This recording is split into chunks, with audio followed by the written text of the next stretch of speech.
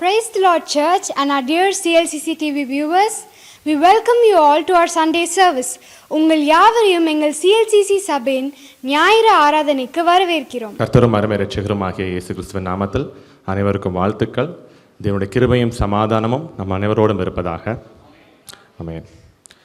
So நம்ம கடைசி காலங்களில் வாழ்ந்துட்டு இருக்கிறோமா? எவ்வளோ பேர் நம்புறீங்க நம்ம லாஸ்ட் டேஸில் இருக்கிறோன்னு சொல்லிட்டு? எல்லாருமே நம்புறீங்களா? எப்படி சொல்றீங்க நம்ம கடைசி நாட்களில் இருக்கிறோன்னு?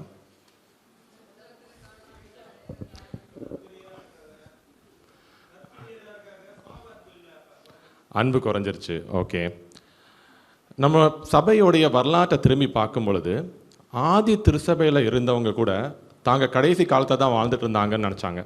முதலாவது கிறிஸ்தவர்கள் கூட சர்ச் ஃபாதர்ஸ்ன்னு சொல்லுவாங்க. ஸோ அவங்க தான் சர்ச்சை எஸ்டாப்ளிஷ் பண்ணவங்க. ஸோ அவங்க என்ன நினச்சாங்கன்னா, அவங்களுடைய வாழ்நாள் முடிகிறதுக்குள்ளே கிறிஸ்து மறுபடியும் வந்துடுவாருன்னு நம்பினாங்க. அப்புறம் அப்படியே காலங்கள் போச்சுது. 500 AD உலகம் அழிஞ்சிரும்னு நினச்சாங்க. ஆனால் அப்பவும் அழியலை, மறுபடியும் போயிட்டே இருந்துச்சு. அப்புறம் 1600 உலகம் அழியும்னு நினச்சாங்க, அப்பவும் அழியலை. இப்போ கடைசியாக நம்மளுடைய ஜென்ரேஷனில் 2000ஆவது ஆண்டு உலகம் அழிஞ்சிரும்னு நினச்சாங்க. இந்த Y2K ப்ராப்ளம்லாம் சொல்லிட்டு இருந்தாங்க, கம்ப்யூட்டர்லாம் கிராஷ் ஆகிடும்னு சொன்னாங்க. ஆனால் அப்பவும் உலகம் அழியலை. அதுக்கப்புறம் 2012 உலகம் அழியணும்னு நினச்சாங்க, சொன்னாங்க, பெரிய மூவியெல்லாம் எடுத்தாங்க. ஆனால் அப்பவும் உலகம் அழியலை, நம்மளும் வாழ்ந்துகிட்டே தான் இருக்கிறோம். ஆனால் நீங்கள் எல்லாம் சொன்னது மாதிரி நம்ம பார்க்குற காலங்கள் எல்லாமே இயேசு சொல்லிட்டு போன அந்த ஒவ்வொரு தீர்க்க தரிசனங்களும் ஒவ்வொன்றா நிறைவேறி வருகிற பார்க்குறோம். ஆமென். ஸோ வேதத்தில் கொடுக்கப்பட்ட ப்ராஃபசிஸ், மேஜர் ப்ராஃபசிஸ் எல்லாமே 2 காரியங்களை கான்சன்ட்ரேட் பண்ணும். ஒன்று கிறிஸ்துவனுடைய முதலாம் வருகை, 2வது கிறிஸ்துவனுடைய 2ஆம் வருகை. ஆமென். அப்போது ஆதாம் உருவாக்கப்பட்ட காலம் முதல் கொண்டு பார்க்கும் பொழுது உலகத்தின் காலங்கள், வருடங்களை 3 ஏஜஸாக ஸ்ப்ளிட் பண்ணுறாங்க. 3 காலங்கள், ஒவ்வொரு காலமும் 2000 வருஷங்கள். ஸோ முதலாவது காலம் creation, the age of creation, சிருஷ்டிப்பின் காலம். 2வது காலம் டோரா, கமாண்ட்மெண்ட், லா, அதாவது பழைய ஏற்பாட்டின் காலம். 3வது காலம் என்ன காலம்? புதிய ஏற்பாட்டின் காலம், இல்லைனா கிருபையின் காலம், சபையின் காலம். ஆமென்.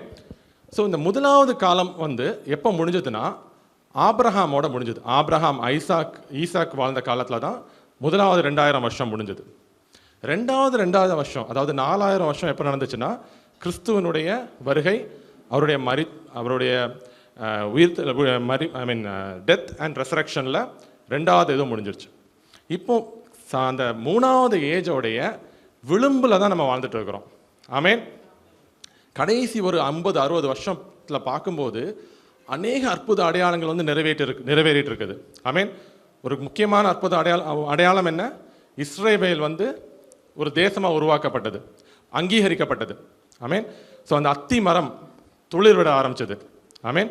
ஸோ அந்த கடைசி காலங்களை பற்றி சொல்லும்போது அந்த அத்தி மரம் துளிர் விடும், அந்த அத்தி மரத்தோட சேர்த்து மற்ற மரங்களும் துளிர் விடும்னு வேதம் கூறுது. ஆமென். அப்போ இஸ்ரேல் ஒரு இண்டிபெண்ட் ஆன டைமில் அநேக ஹண்ட்ரட்ஸ் ஆஃப் கண்ட்ரிஸ் இண்டிபெண்ட் ஆச்சுது. அதில் நம்மளுடைய இந்தியாவும் ஒன்று தான், இல்லையா? ஸோ அந்த காலங்கள் அந்த அந்த வாக்கு தத்தங்கள் நிறைவேறுற காலம். அதுக்கப்புறம் பார்த்துட்டே இருக்கிறோம், அநேக வார், யுத்தங்கள், ஃபேமைன், இல்லையா, எர்த்குவேக், எல்லாமே ஒன்றொன்றாக நிறைவேற்றிட்டே இருக்குது. ஓகே. ஸோ கண்டிப்பாக நம்ம அந்த கடைசி காலத்தோடைய விளிம்பில் தான் நிற்கிறோம். ஹல்லேலூயா. இன்றைக்கி நம்ம என்ன பார்க்க போகிறோன்னா, இயேசு குறிப்பாக சொன்ன 2 அடையாளங்கள், அதை குறித்து நம்ம தியானிக்க போகிறோம். அதுக்கப்புறம் சபை எப்படி ஆயத்தமாக வேண்டும், இதை 2ஐயும் குறித்து நம்ம இன்றைக்கி தியானிக்க போகிறோம். ஆமென். எடுத்து வாசிக்கலாம். லூக்கா 17:26-27. நோவாவின் நாட்களில் நடந்தது போல மனுஷகுமாரனுடைய நாட்களிலும் நடக்கும். ஆமென். முதலாவது அடையாளம் என்ன? நோவாவின் காலத்திலே நடந்தது போல மனுஷகுமாரன் வரும் நாளிலே நடக்கும். ஸோ நோவாவின் காலத்தில் என்ன நடந்துச்சு? நோவா பேழைக்குள் பிரவேசித்த நாள் வரைக்கும் ஜனங்கள் புசித்து குடித்தார்கள், பெண் கொண்டு கொடுத்தார்கள். ஜலப்பிரளயம் எல்லாரையும் அழித்து போட்டது. ஆமென். மக்கள் என்ன பண்ணிட்டு இருந்தாங்க? புசிப்பும் குடிப்பும் கல்யாணம் பண்ணுறாங்க, அப்படி அவங்க வந்து வாழ்க்கையை வந்து என்ஜாய் பண்ணிட்டு இருந்தாங்க. ஆமென். ஸோ அந்த என்ஜாய்மெண்ட்டோட கடைசியில் என்ன நடந்துச்சு? ஜலப்பிரளயம் வந்துச்சு. அந்த உலகத்தில் இருந்த எல்லா மக்களையும் அழித்து போட்டுச்சு இல்லையா? அப்போ எதனால வந்து தேவன் வந்து முழு உலகத்தையும் அழிக்க வேண்டியது நேர்ந்தது? வேசித்தனம், கீழ்ப்படியாமை, ஸோ அநேக காரியங்கள், தேவனுக்கு பிரியமில்லாத காரியங்கள் பண்ணாங்க இல்லையா? ஆதியாகமம் 6:11 பார்க்கும் பொழுது, பூமியானது தேவனுக்கு முன்பாக சீர்கெட்டதாய் இருந்தது, பூமி கொடுமையினால் நிறைந்திருந்தது. 2 விஷயம் இங்கே சொல்லப்பட்டிருக்கு. ஒன்று, பூமியானது தேவனுக்கு முன்பாக சீர்கெட்டதா இருந்தது, கொடுமையினால் நிறைந்திருந்தது இல்லையா? The earth was corrupt, there was corruption throughout the earth. இன்னொன்று வயலன்ஸ் வந்து ரொம்ப பெருகி போயிடுச்சு. ஆமென். ஸோ இன்னைக்கு நம்ம வாழ்கிற உலகம் எப்படி இருக்கு? ஆல்மோஸ்ட் அதே ஸ்டேஜில் இருக்கு இல்லையா? தேவன் வந்து ஆதாமை படைக்கும் பொழுது தன்னுடைய சாயலாகவே ஆதாமை படைத்தார் இல்லையா? He created Adam in his own image. So அப்போ he was a son of God. ஒரு அவ்வளோ ஒரு சாயலாக படைச்சார். ஆமென். ஆனால் சில 100 ஆண்டுகளுக்கு முன்பாக ஆண்டுகளோட என்னாச்சு? அந்த அந்த அந்த இமேஜை வந்து தேவன் மனுஷன் வந்து கரப்ட் பண்ணிட்டான் இல்லையா? அதை அழித்து போட்டுட்டான். அவரோட உருவாக்கின நோக்கம் வந்து நிறைவேறாமல் போயிடுச்சு இல்லையா? அக்கிரமம் வந்து பெருகிடுச்சுன்னு வேதம் சொல்றது. ஸோ இதோட ஃபர்ஸ்ட் 6ஆம் அதிகாரத்தில் 1 6 வரைக்கும் பார்க்கும் பொழுது, ஓகே 5வது வசனம் படிங்க. மனுஷனுடைய அக்கிரமம் பூமியிலே பெருகினது என்றும் அவன் இருதயத்து நினைவுகளின் தோற்றமெல்லாம் நித்தமும் பொல்லாததே என்றும் கர்த்தர் கண்டு. மனுஷனுடைய அக்கிரமம் வந்து பூமியிலே பெருகிட்டு, there was wickedness in the earth. அவனுடைய எண்ணம் எல்லாம் எப்படி இருந்துச்சாம்? அவனோட எண்ணம் எல்லாம் ஈவிலா மாறிடுச்சு. his thoughts were become evil. அதாவது அவனோட இமேஜினேஷனே ஈவிலா மாறிடுச்சு இல்லையா?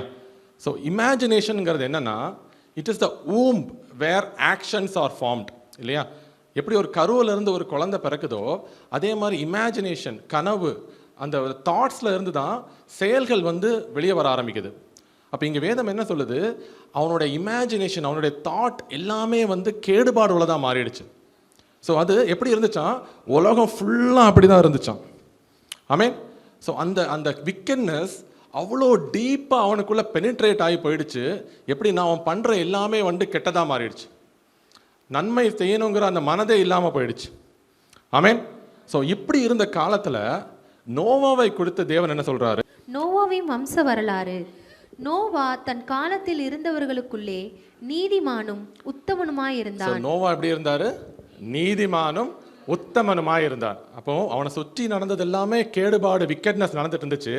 ஆனா நோவா நீதிமானா இருந்தான், உத்தமனா இருந்தான். ஆமென்.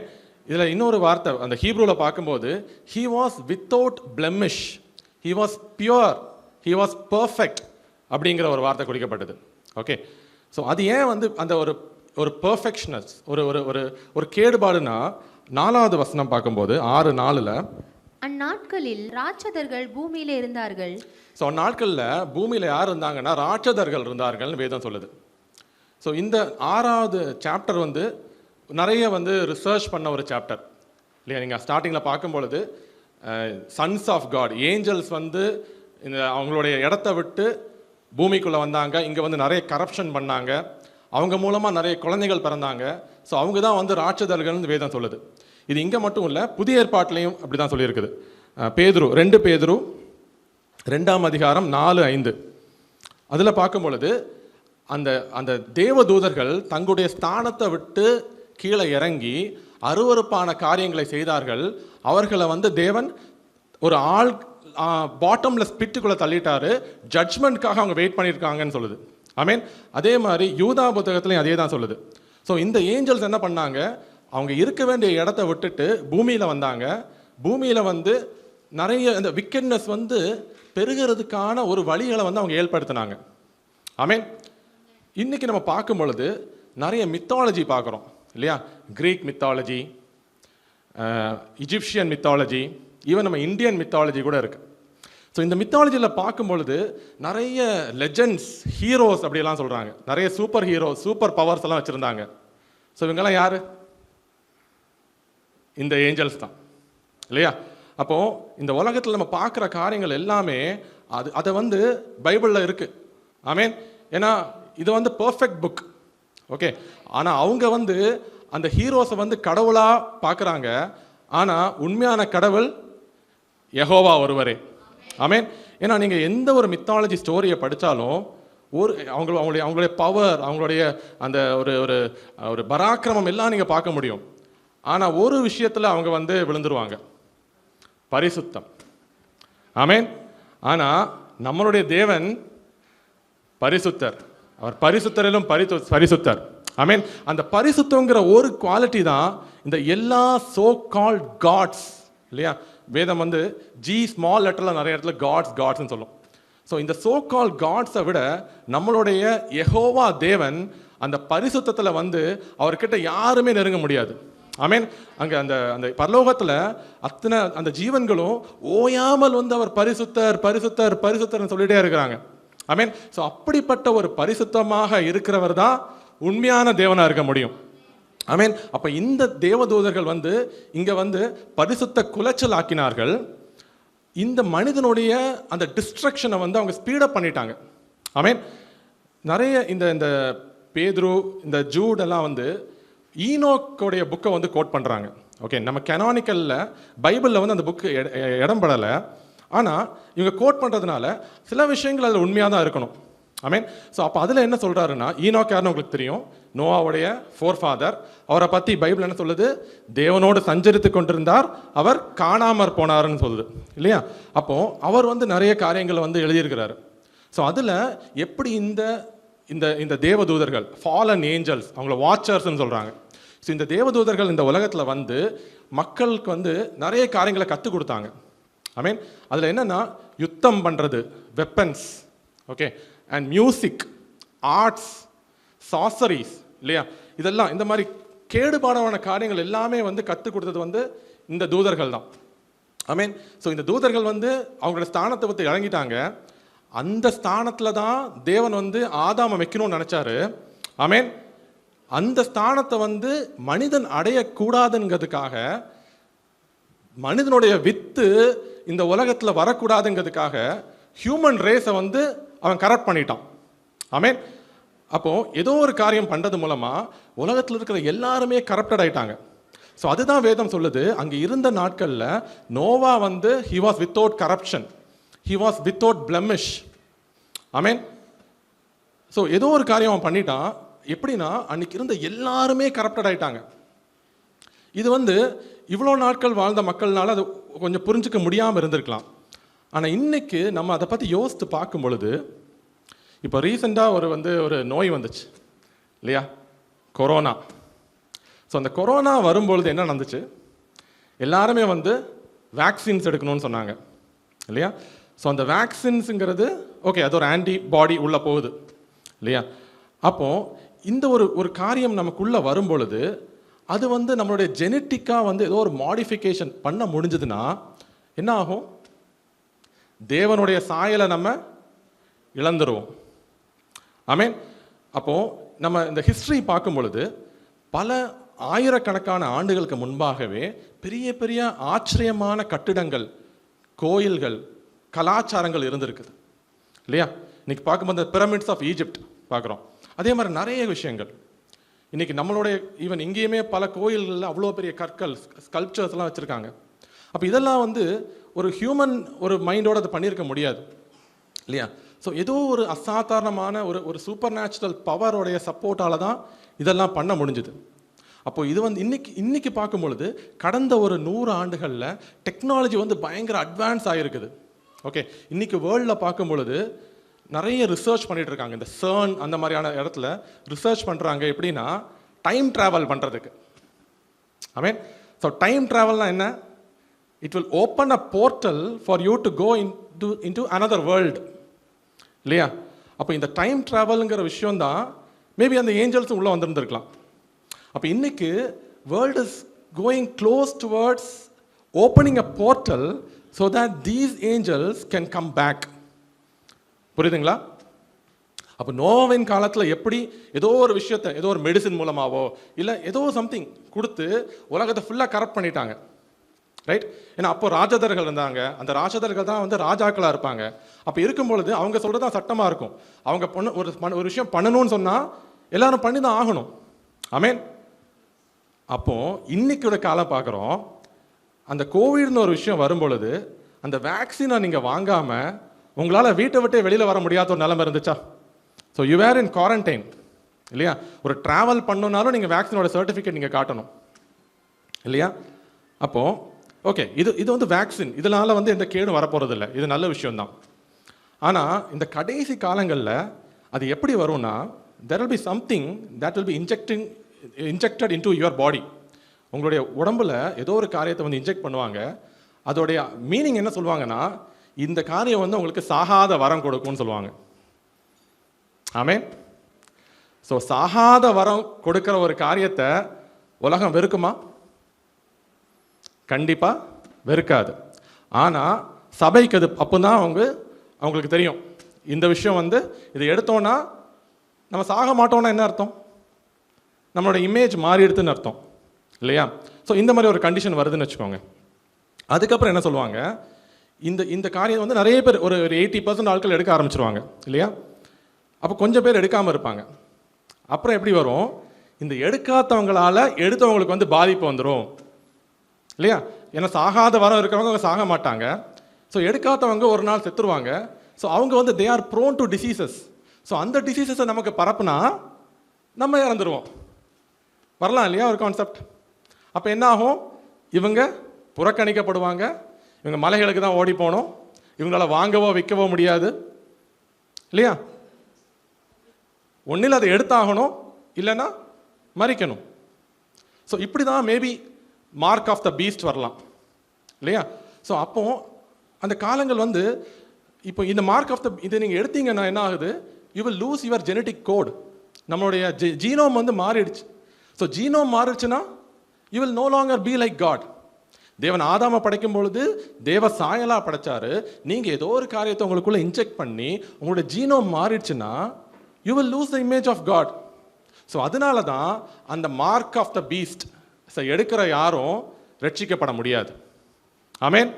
ஏன்னா they will not be humans anymore, they will be hybrids இல்லையா? இது எப்படி கொஞ்சம் கொஞ்சமாக நம்மளுடைய வழக்கத்தில் வருது. இன்னைக்கு நம்ம சாப்பிட்ற பல வெஜிடபிள்ஸ், பல ஃப்ரூட்ஸ் என்னது, ஹைப்ரிட் இல்லையா? கிரேப்ஸ் எல்லாம் வந்து நம்ம சீட்லெஸ் கிரேப்ஸ் தான் நம்ம விரும்புகிறோம். ஆனால் சீட்லெஸ் கிரேப்ஸ் என்னது, ஹைப்ரிட் இல்லையா? ஸோ இது எதுக்கு நேராக கொண்டு போயிட்டு இருக்குதுன்னா மனிதனையே ஹைப்ரிட் ஆக்கிடுவாங்க. ஸோ அப்போ இன்னைக்கு எப்படி ஒரு சீட்லெஸ் கிரேப்ஸை வந்து ஒரு ஹைப்ரிட் நம்ம விரும்புகிறோமோ, அதே மாதிரி இந்த ஹைப்ரிட் மனிதன் தான் வந்து விரும்பப்படுவான். அப்போ ஒரிஜினாலிட்டி வந்து என்னாச்சு, போயிடுச்சு. அப்போ நோவாவின் காலத்தில் அந்த மாதிரியான ஒரு காரியங்கள் தான் நடந்துச்சு. ஆமென். ஸோ அதனால தான் என்ன பண்ணாரு, தேவன் எல்லாத்தையும் அழிச்சிட்டாரு. ஏன்னா தேவர் நோ லாங்கர் ஹியூமன்ஸ்.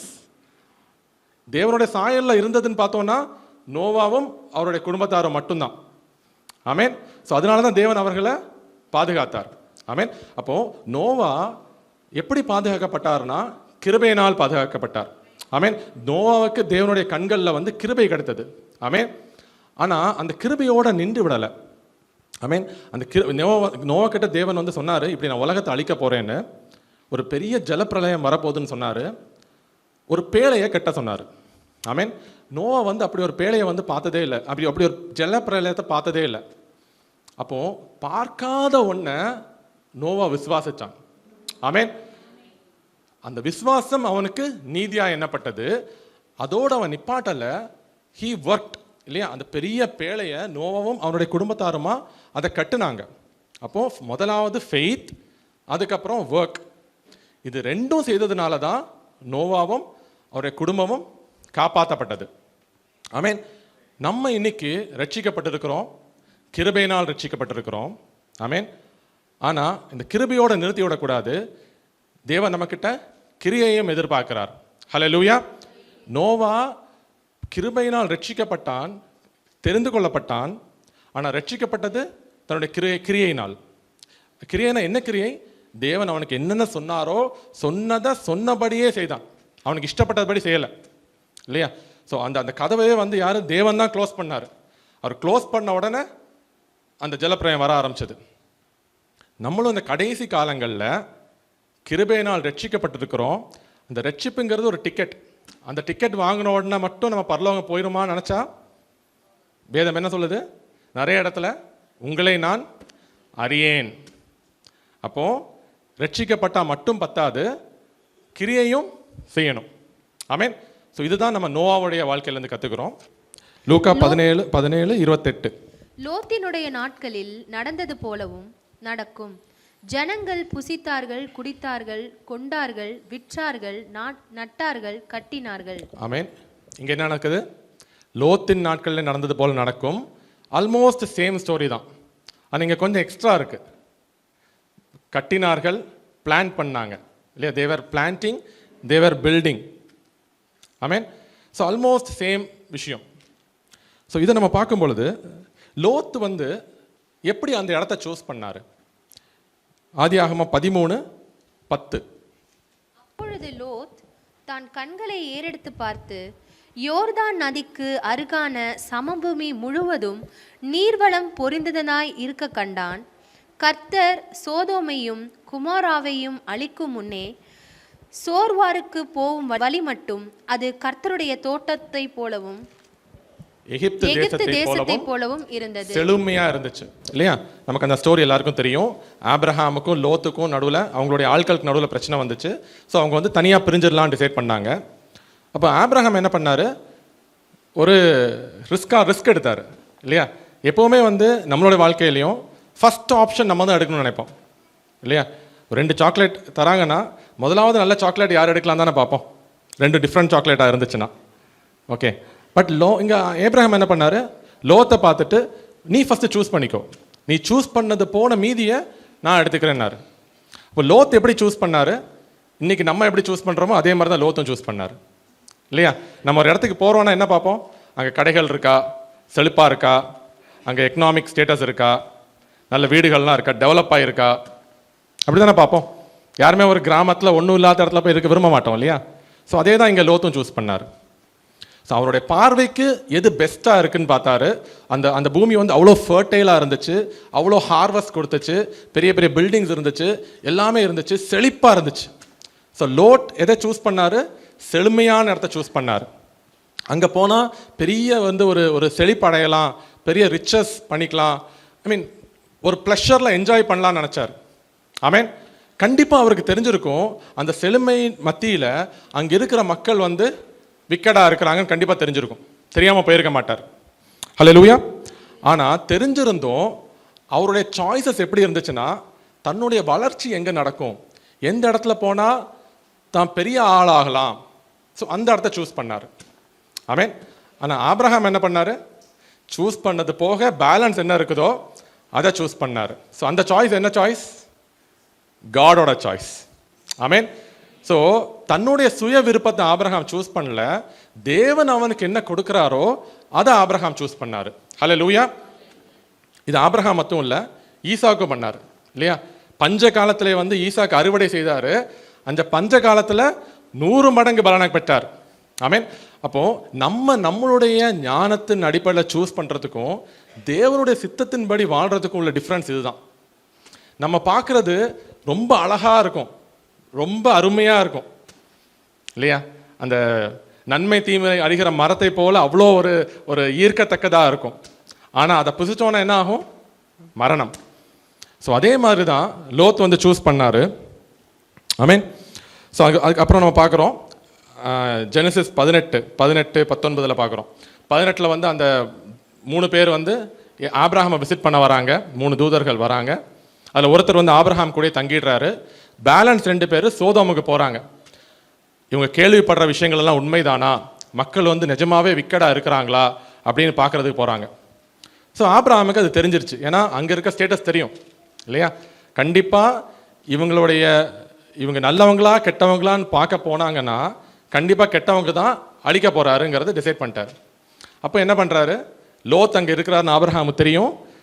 அந்த இருக்கிற அந்த இன்னொருத்தர், மேபி அதுதான் வந்து ஜீசஸாக இருக்கணும் இல்லை காடாக இருக்கணும் இல்லையா? அவங்ககிட்ட வந்து நெகோஷியேட் பண்ணுறாரு.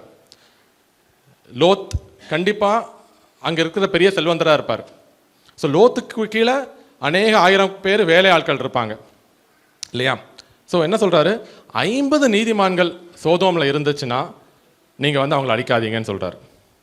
இவரோட மைண்டில் என்ன இருக்கும், லோத்து கீழே எப்படியும் ஒரு 1000கணக்கான ஆட்கள் இருக்கும், ஒரு 50 நீதிமான்களாக இருக்க மாட்டாங்க, கண்டிப்பாக லோத்தோட ஃபேமிலி உண்மையாக இருப்பாங்க.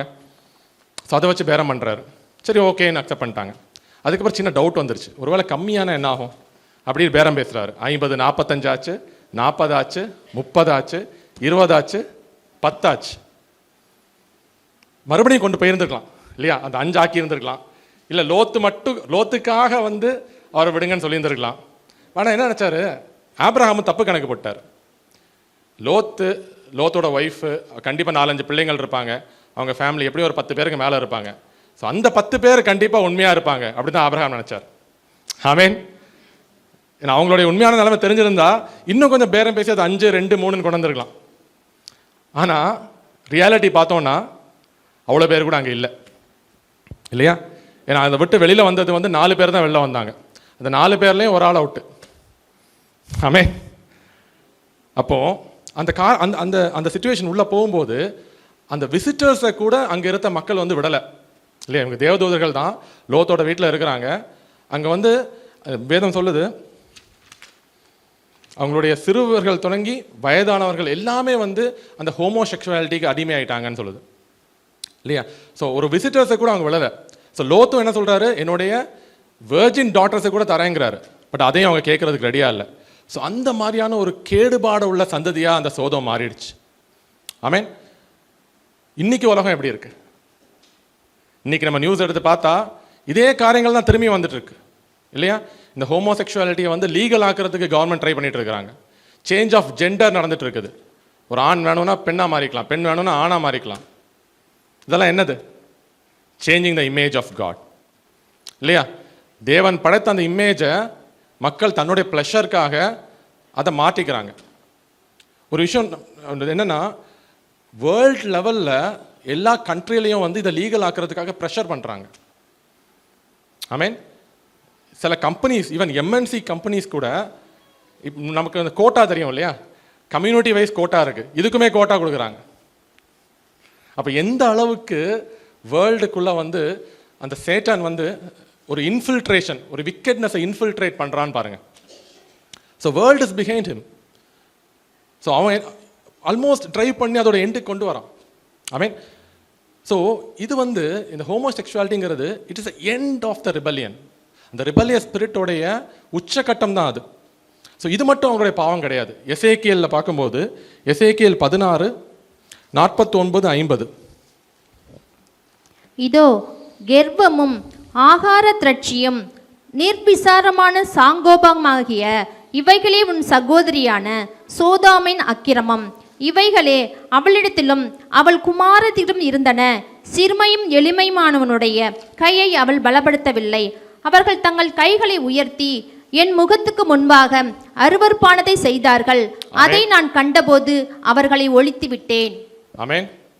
ஸோ இதை பார்க்கும் பொழுது ஹோமோசெக்சுவாலிட்டி மாத்திரம் அங்கே இருந்த பாவம் கிடையாது, இங்கே ஒரு 6 விஷயம் சொல்லப்பட்டிருக்குது. ஆமென்.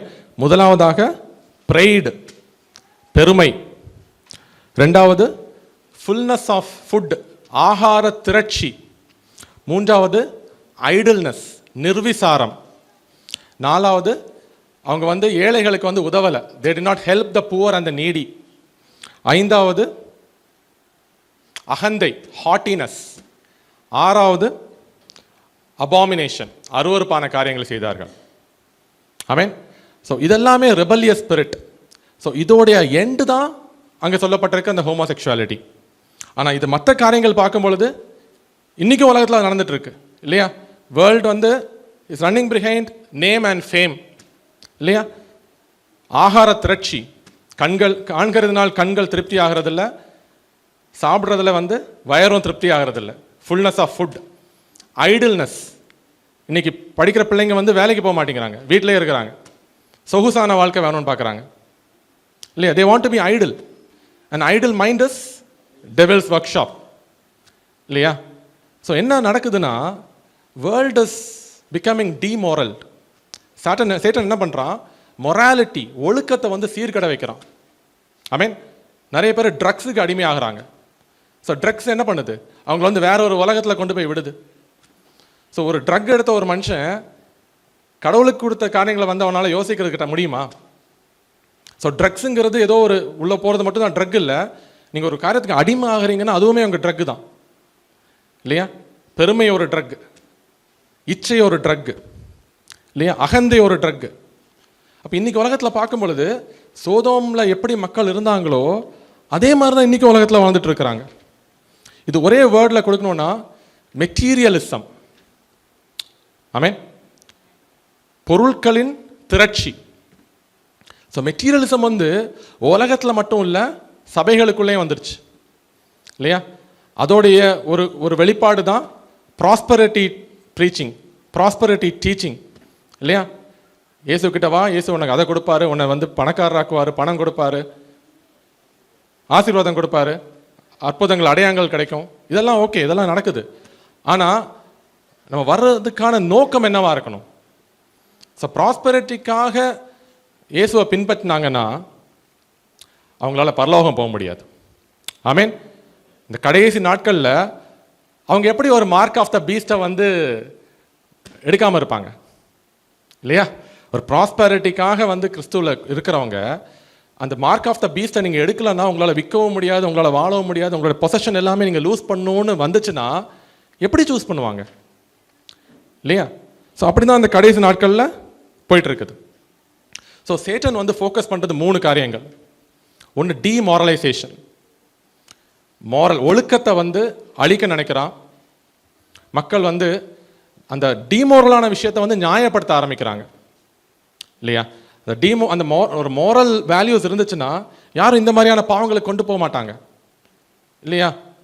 ஒரு எக்ஸ்ட்ரா மேரிட்டல் அஃபேர் யாரும் வச்சுக்க மாட்டாங்க இல்லை, இந்த மாதிரி ஹோமோசெக்சுவாலிட்டிக்கு இடம் கொடுக்க மாட்டாங்க, சேஞ்ச் ஆஃப் ஜெண்டரை வந்து ஒத்துக்க மாட்டாங்க, நியாயப்படுத்த மாட்டாங்க. ஆனால் நம்ம அவங்கக்கிட்ட பேசணுன்னா என்ன சொல்லுவாங்க, நாங்கள் கடவுளை என்ன அப்படி தான் படைத்திருக்கிறாருன்னு ஒரு வாக்கியம் சொல்லுவாங்க. நாங்கள் என்ன நினைக்கிறோமோ அதை நாங்கள் பண்ணுறோங்கிறாங்க. ஃப்ரீ வில்லுன்னுவாங்க. பட் ஃப்ரீ வில் எடுத்த ஆதாமோட நிலைமை என்னன்னு நமக்கு தெரியும். ஸோ அதோட மோசமான நிலைமையில தான் அவங்க தள்ளப்படுவாங்க. பட் நிறைய இடத்துல சர்ச்சுமே வந்து அதை வந்து அக்செப்ட் பண்ணுறதுக்கு ரெடியாக இருக்கு இல்லையா? சர்ச்சுமே தப்புன்னு சொல்கிறதுக்கு ரெடியாக இல்லை. They want to be pleasers of man than pleasers of God. So கடைசி காலத்தில் சபை தன்னுடைய கடமையை ஒழுங்காக செய்யலைன்னா சபையும் டெசப்ஷனுக்குள்ளே வந்துடுவாங்க. சேட்டனுடைய கிரேட்டஸ்ட் வெப்பன் என்ன? டெசப்ஷன் இல்லையா? ஸோ அதுக்குள்ளே வந்து உலகமும் இப்படி தான் இருக்குது, சபைக்குள்ளேயும் கொஞ்சம் கொஞ்சமாக பெனிட்ரேட் ஆகிட்டே இருப்பான். கிறிஸ்துவும் அதே தானே சொன்னார். ஆடுதோல் போர்த்திய புலிகள், உல்ஃபுல் நோநாய்கள் உள்ளே வருவாங்கன்னு சொன்னாங்க இல்லையா? ஃபால்ஸ் ப்ராஃபிட்ஸ், ஃபால்ஸ் டீச்சர்ஸ், கள்ள தீர்க்கதரிசிகள் எழும்புவாங்கன்னு சொன்னாங்க. ஸோ இதெல்லாம் அதுக்குள்ளே தான் வருது. ஸோ இவங்கெல்லாம் என்ன பண்ணுவாங்கன்னா அந்த மெட்டீரியலிசம்குள்ளே மக்களை வச்சுருப்பாங்க, கிறிஸ்துவை வந்து பார்க்குறத வந்து விட்டுருவாங்க. ஸோ டிமாரலைசேஷன். ரெண்டாவது டீஸ்டெபிலைசேஷன். இன்றைக்கி இருக்கிற சிஸ்டம் எல்லாத்தையும் வந்து டீஸ்டெபிலைஸ் பண்ணிடுவோம். இன்றைக்கி உலகத்தில் நீங்கள் பார்க்கும்பொழுது எல்லாமே ஒரு ஒன் வேர்ல்டு ஆர்டருக்கு நேராக போயிட்டு இருக்குது. வேர்ல்டு ஃபுல்லாக ஒரே ரூல், ஒரே சட்டம், ஒரே மதம், ஒரே மொழி, அந்த ரேஞ்சில் எல்லாமே வந்து ஒன்னஸ் இல்லையா? அந்த மாதிரி ஒரு சுச்சுவேஷனில் கொண்டு போயிட்டு இருக்கிறாங்க. ஸோ அது கடைசியில் எங்கே போய் நிற்கும்? ஒருத்தர்கிட்ட அதிகாரத்தை கொடுக்கும். ஒரு ஆளுக்கிட்ட எல்லா அதிகாரமும் வரும், அந்த ஆள் அந்தி கிறிஸ்துவாக இருப்பான். ஆமீன். ஸோ அதுக்கு நேராக தான் ஒர்க் பண்ணிட்டு இருக்கிறாங்க.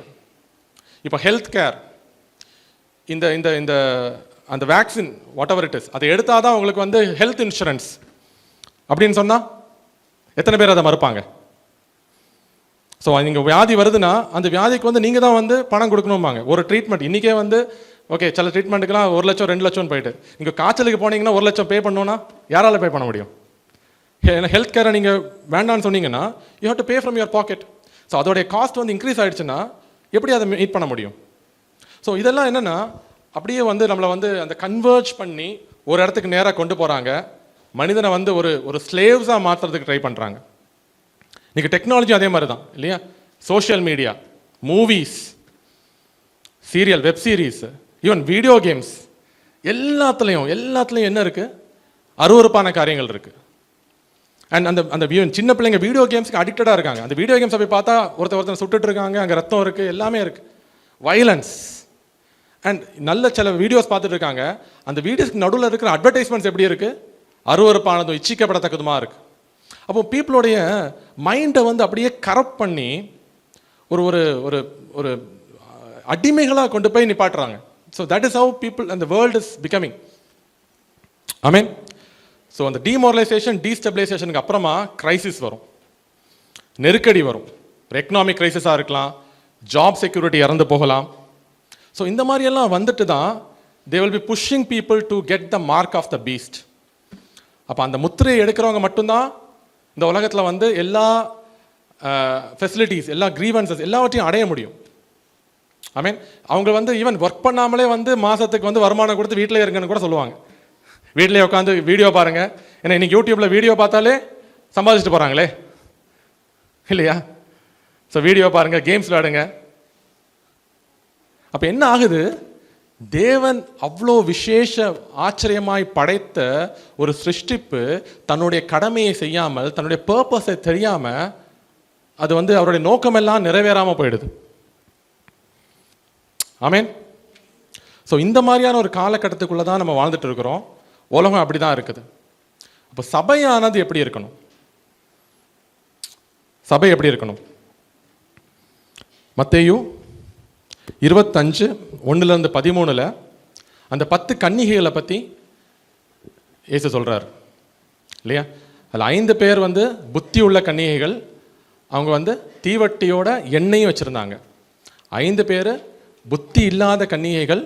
அவங்க தீவட்டி வச்சுருந்தாங்க, அவங்களோட லேம்ப் வந்து பிரைட்டாக எரிஞ்சுது இல்லையா? 2 பேரோட லேம்பு வந்து பிரைட்டாக எரிந்தது. ஆனால் அது எல்லாமே அவுட்வேர்ட் பியூட்டி, பார்க்குறதுக்கு அழகாக இருக்குது. சபைக்கு போகிறாங்க, நல்லா வர்ஷிப் பண்ணுறாங்க, நல்லா பேசுகிறாங்க, நல்ல ஒரு நல்ல என்கரேஜாக பேசுகிறாங்க. ஆனால் அவங்க உள்ளே எப்படி இருக்குது? நான் தேவன் வந்து வெளியரங்கமத்தை பார்த்து பதிலளிக்கிற தேவன் இல்லை. ஆமீன். தேவன் வந்து இதயத்தை ஆராய்ந்து அறிகிற தேவன். வெளியில் பக்கத்தில் இருக்கிற மனுஷனை வேணால் ஏமாற்றிக்கலாம். ஈவன் ஹஸ்பண்ட் வந்து ஒய்ஃபை ஏமாற்றிக்கலாம், ஒய்ஃப் ஹஸ்பண்டை ஏமாற்றிக்கலாம், பிள்ளைகள் அப்பா அம்மாவை ஏமாற்றிக்கலாம், அண்ணன் தம்பியை ஏமாற்றிக்கலாம். ஆனால் அந்த ஜட்ஜ்மெண்ட் டேல நிற்கும் பொழுது உங்களுக்குள்ளே இருக்கிற அந்த அந்தகார காரியங்கள் எல்லாமே அவர் முன்னாடி வெளியரங்கமாக நிற்கும். So you will not be judged only by your actions, but you will be judge by your thoughts. So அந்த தாட்ஸ் படி நீங்கள் ஜட்ஜ் பண்ணும்போது எத்தனை பேர் அந்த ஜட்ஜ்மெண்ட்டில் நிற்க முடியும்? ஹல்லேலூயா. ஸோ கடைசி சபை எப்படி இருக்குன்னு பார்க்கும் பொழுது வெளிப்படுத்தல் விசேஷம் 3வது அதிகாரம் 14-22 லவோதேக்கியா சபை, அதாவது 7வது சபை. இப்போ குரோனாலஜிக்கல் ஆர்டரில் சபை இருந்துச்சுன்னு பார்த்தோம்னா அதுதான் கடைசி சபையாக இருக்கும். ஐ மீன் அந்த சபை எப்படி இருக்கு? லவோதிக்கியா சபையின் தூதனுக்கு நீ எழுத வேண்டியது என்னவெனில், உண்மையும் சத்தியமும் உள்ள சாட்சியும் தேவனுடைய சிருஷ்டிக்கு ஆதியுமாயிருக்கிற ஆமேன் என்பவர் சொல்லுகிறதாவது, உன் கிரியைகளை அறிந்திருக்கிறேன், நீ குளிரும் அல்ல அனலும் அல்ல. ஆமேன். உன் கிரியைகளை அறிந்திருக்கிறேன், நீ குளிரும் அல்ல அனலும் அல்ல. அப்போ கடைசி காலத்தில் சபை எப்படி இருக்குங்கிறாங்க? குளிரும் இல்லாமல் அனலும் இல்லாமல் இருக்கும். வீட்டில் காஃபி போடுவீங்க இல்லையா? ஒன்றில் காஃபியாக ஹாட்டாக குடிக்கலாம், இல்லைனா கோல்ட் காஃபியாக குடிக்கலாம். ரூம் டெம்பரேச்சரில் ஒரு காஃபியை குடித்தா என்ன ஆகும்? துப்பிடுவோம் இல்லையா? அதே தான் தேவனும் பண்ணுறேன்னு சொல்கிறார். குளிரும் இல்லாமல் அனலும் இல்லாமல் இருந்தால் என்ன பண்ணுவார்? இப்படி நீ குளிருமின்றி அனலுமின்றி வெதுவெதுப்பாய் இருக்கிறபடியினால் உன்னை என் வாய் நின்று வாந்தி பண்ணி போடுவேன். ஆமேன். ஸோ எப்படி நம்ம ஒரு காஃபியை வந்து குடிக்கும்போது அது வாந்தி வருதோ, அதே மாதிரி தான் தேவனும் சொல்கிறாரு. நீ குளிராகவும் இல்லை அனலாகவும் இல்லை, ஸோ ஒன்றை வச்சு எனக்கு எந்த பிரயோஜனமும் இல்லை, நீ பரலோகத்துக்குள்ளே வந்து எதுவும் சாதிக்க போகிறதும் இல்லை. ஆமேன். ஸோ இந்த சபை எப்படிப்பட்ட சபை? செல்ஃப் சாட்டிஸ்ஃபைடு சபை, ரிச்சஸ்னால நிறைந்த சபை இல்லையா? செல்ஃப் ரைச்சஸ்னஸ் ஆன சபை, இக்னரண்டான சபை. ஆமேன். ஸோ இந்த சபை வந்து எல்லாரும் அடுத்த வசனம் படிங்க. நீ நிர்பாக்கியம் உள்ளவனும் பரிதபிக்கப்பட்டவனும் தரித்திரனும் குருடனும் நிர்வாணியுமாய் இருக்கிறதை அறியாமல் நான் ஐஸ்வர்யவான் என்றும் நினைக்கிறாங்க. தங்களுக்கு வந்து எல்லாமே இருக்கு, தே ஆர் ரிச். அவங்க வந்து பெரிய அலங்காரம் பண்ணியிருக்கிறாங்கன்னு நினைக்கிறாங்க. They feel that they are the most perfect people. கண்டிப்பாக பரலோகம் போயிடுவோம், என்ன மாதிரி யாருமே நீதிமான் இல்லை. ஏன்னா அவங்க பார்க்குறதுனா பக்கத்து வீட்டில் இருக்கிற ஒரு அன்பிலீவரை பார்க்குறாங்க, இல்லை ஒரு நான் கிறிஸ்டியனை பார்க்குறாங்க. ஸோ நம்மளுடைய ஸ்டாண்டர்ட் அதுவா? ஸோ அவங்கக்கிட்ட கம்பேர் பண்ணி நான் பரலோகம் போனோன்னு சொன்னால் நம்ம புத்தி இல்லாத கன்னிகைகளாக தான் இருப்போம். ஸோ நம்மளுடைய ஸ்டாண்டர்ட் இஸ் டிஃப்ரெண்ட் இல்லையா? ஸோ தேவனுடைய பார்வையிலேருந்து பார்க்கும்போது டிஃப்ரெண்ட்டாக இருக்குது. இவங்களுடைய பார்வையில் they are self riches, they are stagnant. அந்த ஸ்டாக்னன்ட் இப்போ இஸ்ரேலில் பார்க்கும்போது டெட் சீன்னு ஒன்று இருக்குது, எத்தனை பேருக்கு தெரியும்? அந்த டெட் சீ வந்து எப்படின்னா அங்கே வந்து நீங்கள் நீந்த முடியாது, நீங்கள் போனீங்கன்னா மிதக்க தான் செய்வீங்க. ஏன்னா அந்த அளவுக்கு அது வந்து சால்ட்டாலையும் அந்த கெமிக்கல் மினரல்ஸாலையும் நிறைஞ்சிருக்குது. அது ஏன் அப்படி இருக்குன்னா அங்கேருந்து தண்ணி வெளியிலே போகலை, இட் இஸ் அ ஸ்டாக்னன்ட். அப்போ ஒரு ஸ்டாக்னன்ட் பிளேஸில் இருந்தால் என்ன ஆகும்? You will become useless. அங்கேருந்து நாற்றம் தான் வர ஆரம்பிக்கும் இல்லையா? அப்போ இந்த சபையை பார்த்து தேவன் என்ன சொல்கிறாரு? உங்களை நான் வாந்தி பண்ணி போடுவேங்கிறார். ஆமென். அப்போ இன்னைக்கு நம்மளுடைய சபையில் நம்ம எப்படி இருக்கிறோம்? நம்ம வந்து வெளியரங்கமான ஒரு வேஷம் போட்டுட்டு இருக்கிறோமா, இல்லை ஒரு உள்ளுக்குள்ள இன் ஹார்ட் ஆர் வி பியூர்? இதுக்கு ஒரு ஓமை மட்டும் பார்த்துட்டு நம்ம முடிக்கலாம். மத்தேயு 19:16-26. அப்பொழுது ஒருவன் வந்து அவரை நோக்கி, நல்ல போதகரே, நித்திய ஜீவனை அடைவதற்கு நான் எந்த நன்மை செய்ய வேண்டும் என்று கேட்டான். ஆமென். கிரைஸ்ட வந்து இவர் எப்படி என்ன பாயிண்ட் ஆஃப் வியூவில் பார்க்குறாரு? நல்ல போதகர்னு சொல்கிறாரு. இவருடைய மைண்ட் செட் வந்து என்ன, இவருடைய ஹார்ட் வந்து கரெக்டாக இருந்துச்சு இல்லையா? அவருடைய வாஞ்சை என்னவாக இருந்துச்சு? நித்திய ஜீவனை அடைய வேண்டும்னு இருந்துச்சு. அப்போ அங்கே கிறிஸ்துவோடைய போதனைகள் எல்லாம் கேட்குறாரு. மனம் திரும்புங்கள், பரலோக ராஜ்யம் சமீபமாக இருக்கிறதுன்னு ப்ரீச் பண்ணுறாரு. பரலோக ராஜ்யத்துக்கு அடுத்தவைகளை கொடுத்து பிரசங்கிக்கிறாரு. அப்போ இதெல்லாமே கேட்குறாரு. கேட்டுட்டு சொல்கிறாரு, இங்கே நான் போகிறதுக்கு நான் என்ன பண்ணணும்னு கேட்குறாரு. அதுக்கு கிறிஸ்து என்ன சொல்கிறாரு? அதற்கு அவர், நீ என்னை நல்லவன் என்று சொல்வானேன்? தேவன் ஒருவர் தவிர நல்லவன் ஒருவனும் இல்லையே. நீ ஜீவனில் பிரவேசிக்க விரும்பினால் கற்பனைகளை கைக்கொள் என்றார். ஜீவனுக்குள் பிரவேசிக்க விரும்பினால் கற்பனைகளை கைக்கொள் சொல்லிட்டு ஒரு 6 கமாண்ட்மெண்ட்டை சொல்றாரு. வாசிங்க. அவன் அவரை நோக்கி, எவைகளை என்று கேட்டான். அதற்கு இயேசு, கொலை செய்யாதிருப்பாயாக, விபச்சாரம் செய்யாதிருப்பாயாக, களவு செய்யாதிருப்பாயாக, பொய்சாட்சி சொல்லாதிருப்பாயாக, உன் தகப்பனை உன் தாயை கனம் பண்ணுவாயாக, உன்னிடத்தில் நீ அன்பு கூறுவது போல பிறனிடத்திலும் அன்பு கூறுவாயாக என்பவைகளே என்றார். ஸோ 6 கற்பனைகளை வந்து சொல்றாரு. இதை சொன்னோன்னு அவன் என்ன சொல்றான்? இதெல்லாம் நான் வந்து என்னுடைய சின்ன வயசுல இருந்தே நான் ஃபாலோ பண்ணிட்டு இருக்கிறேன் அப்படிங்கிறான். ஸோ 6 கற்பனையை சொல்றாரு. அந்த கற்பனையெல்லாம் நான் ஃபாலோ பண்ணிட்டு இருக்கிறேன்னு சொல்றான். அப்போ இது என்ன ஆகுது? அவன் வந்து ஃபாலோ பண்ணிட்டு இருக்கிறான். அப்போ ஆப்வியஸா அவன் வந்து பரலோக ராஜ்யத்துக்கு போகணும், அப்படி தானே? அப்போ கிறிஸ்து என்ன சொல்றாரு? அந்த வாலிபன் அவரை நோக்கி,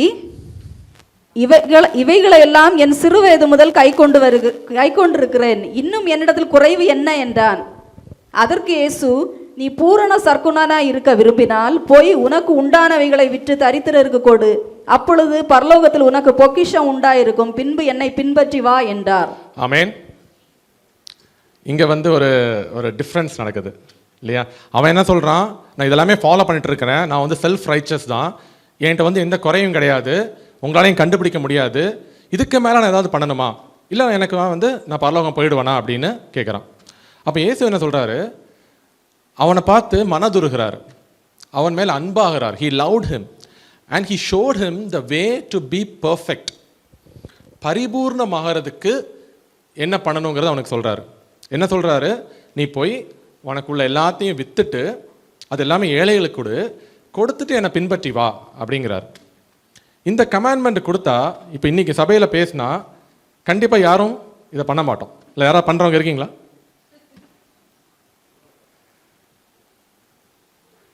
இந்த கமாண்ட்மெண்ட் தான் வந்து பண்ணாதான் பரலோகத்துக்கு போக முடியும்னு சொன்னால் எத்தனை பேர் பண்ணுவோம்? 1-2 கை வருது, பரவாயில்லையே. எதுக்காக இதை சொன்னார்? கமாண்ட்மெண்ட், அந்த லா இருக்கு இல்லையா, அந்த லா எதுக்காக கொடுக்கப்பட்டதுன்னா 10 கற்பனைகள், அது இல்லாமல் கிட்டத்தட்ட 600க்கு மேலே கற்பனைகள் இருக்குது பழைய ஏற்பாட்டை பார்க்கும் பொழுது. அந்த கற்பனைகள் மூலமாக ஒருத்தர் வந்து பரிசுத்தமாகவும் முடியாது, பரலோகத்துக்கு போகவும் முடியாது. ஆமென். அப்போ ஏன் அதை கொடுக்கணும்? அந்த கற்பனைகள் எதுக்காக கொடுக்கப்பட்டதுன்னா, இந்த கேடுபாடான ஒரு சமுதாயம் இருக்கு இல்லையா, அந்த சமுதாயத்தில் இஸ்ரவேல் மக்கள் வந்து ஒரு வேறுபட்ட மக்களாக பார்க்கப்படணுங்கிறதுக்காக தான் கொடுக்கப்பட்டது. ஆமென். So God has chosen them and he wanted to show that they are different. அதுக்காக தான் அந்த கற்பனைகள் கொடுக்கப்பட்டது. ஆனால் அந்த கற்பனைகளை ஒருத்தர் ஃபாலோவும் பண்ண முடியாது, ஃபாலோ பண்ண முடியாததுனால அவங்க பரலோகம் போக முடியாது அந்த கற்பனைகளை ஃபாலோ பண்ணால். ஏன்னா அதை ஃபாலோ பண்ண முடியாது. ஏன் ஃபாலோ பண்ண முடியாது நீங்கள் கேட்கலாம். ஆமென். ஸோ கற்பனைகள் வந்து it is something that you do outward. வெளியில் பார்க்குறது தான், வெளியில் நீங்கள் செய்கிறது தான் கற்பனை. ஐ மீன் அந்த law is something you do on the outside. ஆனால் தேவன் நம்மளை ஜட்ஜ் பண்ணுறது நம்ம வெளியில் பண்ணுற கிரியைகள்னால இல்லை, மனதுக்குள்ளே இருக்கிற தாட்ஸ்னால. ஆமென். நம்ம வேணால் நம்மளுடைய சகோதரரை வந்து மர்டர் பண்ணாமல் இருக்கலாம். ஆனால் வேதம் என்ன சொல்லுது, ஒரு ஹேட்ரட், ஒரு கோபம், ஒரு வெறுப்பு, ஒரு கசப்பு இருந்தாலே it is equal to committing a murder. ஆமென். நம்ம வேணால் அடல்ட்ரி பண்ணாமல் இருக்கலாம், ஆனால் ஒரு ஸ்திரீயை இச்சையோட பார்த்தாலே it is equal to adultery. நம்ம யார்ட்டையும் போய் களவு பண்ணாமல் இருக்கலாம், ஆனால் பேராசையாக ஒருத்தருடைய பொருளை இச்சித்தாலே it is equal to stealing. நம்ம ஃபால்ஸ் விட்னஸ் எங்கேயும் கோர்ட்டில் போய் சொல்லாமல் இருக்கலாம், ஆனால் ஒரு உண்மையை மறைத்தா அது ஃபால்ஸ் விட்னஸ் தான். ஒரு பொய் சொன்னால் அதுவும் ஃபால்ஸ் விட்னஸ் தான். நம்ம வந்து நம்மளுடைய தகப்பனையும் தாயும் கனம் பண்ணிட்டு இருக்கிறோம், அவங்களுக்கு தேவையானதெல்லாம் செய்து கொடுக்குறோன்னு சொல்லலாம். ஆனால் அது மட்டும் அவங்கள ஆனர் பண்ணுறதில்ல. ஆனர் பண்ணுறதுன்னு என்னென்னா, அவங்கள ஒபே பண்ணுறது, அவங்களுடைய மனசு கஷ்டப்படாமல் அவங்கள பார்த்துக்கொள்வது. இதை எத்தனை பேர் பண்ணுறோம்? அவங்களுக்கு தேவையான நேரத்துக்கு சாப்பாடு கொடுத்துட்டா, நேரத்துக்கு மருந்து கொடுத்துட்டா, நேரத்துக்கு ஹாஸ்பிட்டல் போட்டு வந்தாச்சுன்னா கடமை முடிஞ்சதுன்னு தானே பார்க்குறோம். ஆனால் அவங்க சொல்கிற வார்த்தைகளை ஒபே பண்ணுறோமா? நம்ம பண்ணுற காரியங்கள் அவங்களுடைய மனசை வந்து சந்தோஷப்படுத்துதா? அதான் ஹார்ட். ஸோ இங்கே கிறிஸ்து என்ன சொல்ல வர்றாருன்னா, அவனுடைய ஹார்ட் எப்படி இருக்குங்கிறது அவருக்கு தெரிஞ்சிருச்சு. ஆமென். ஸோ 6வது காரியம் என்ன சொன்னார்? தன்னை போல் பிறரையும் நேசி. Love your neighbour as thyself. அதான் 6வது கற்பனை. இதுக்கு முன்னாடி வசனத்தில் கிறிஸ்து சொன்னது. ஸோ அந்த கற்பனையில் இவன் வந்து எப்படி பண்ணுறான்னுங்கிறத டெஸ்ட் பண்ணுறாரு. ஆமென். அப்போது லவ் யுவர் நெய்பர் அஸ் தைசெல்ஃப். நீ வந்து நிறைய ரிச் வச்சுருக்க, அந்த ரிச்னஸ் எல்லாத்தையும் நீ கொடுத்துட்டு என்னை பின்பற்றி வா.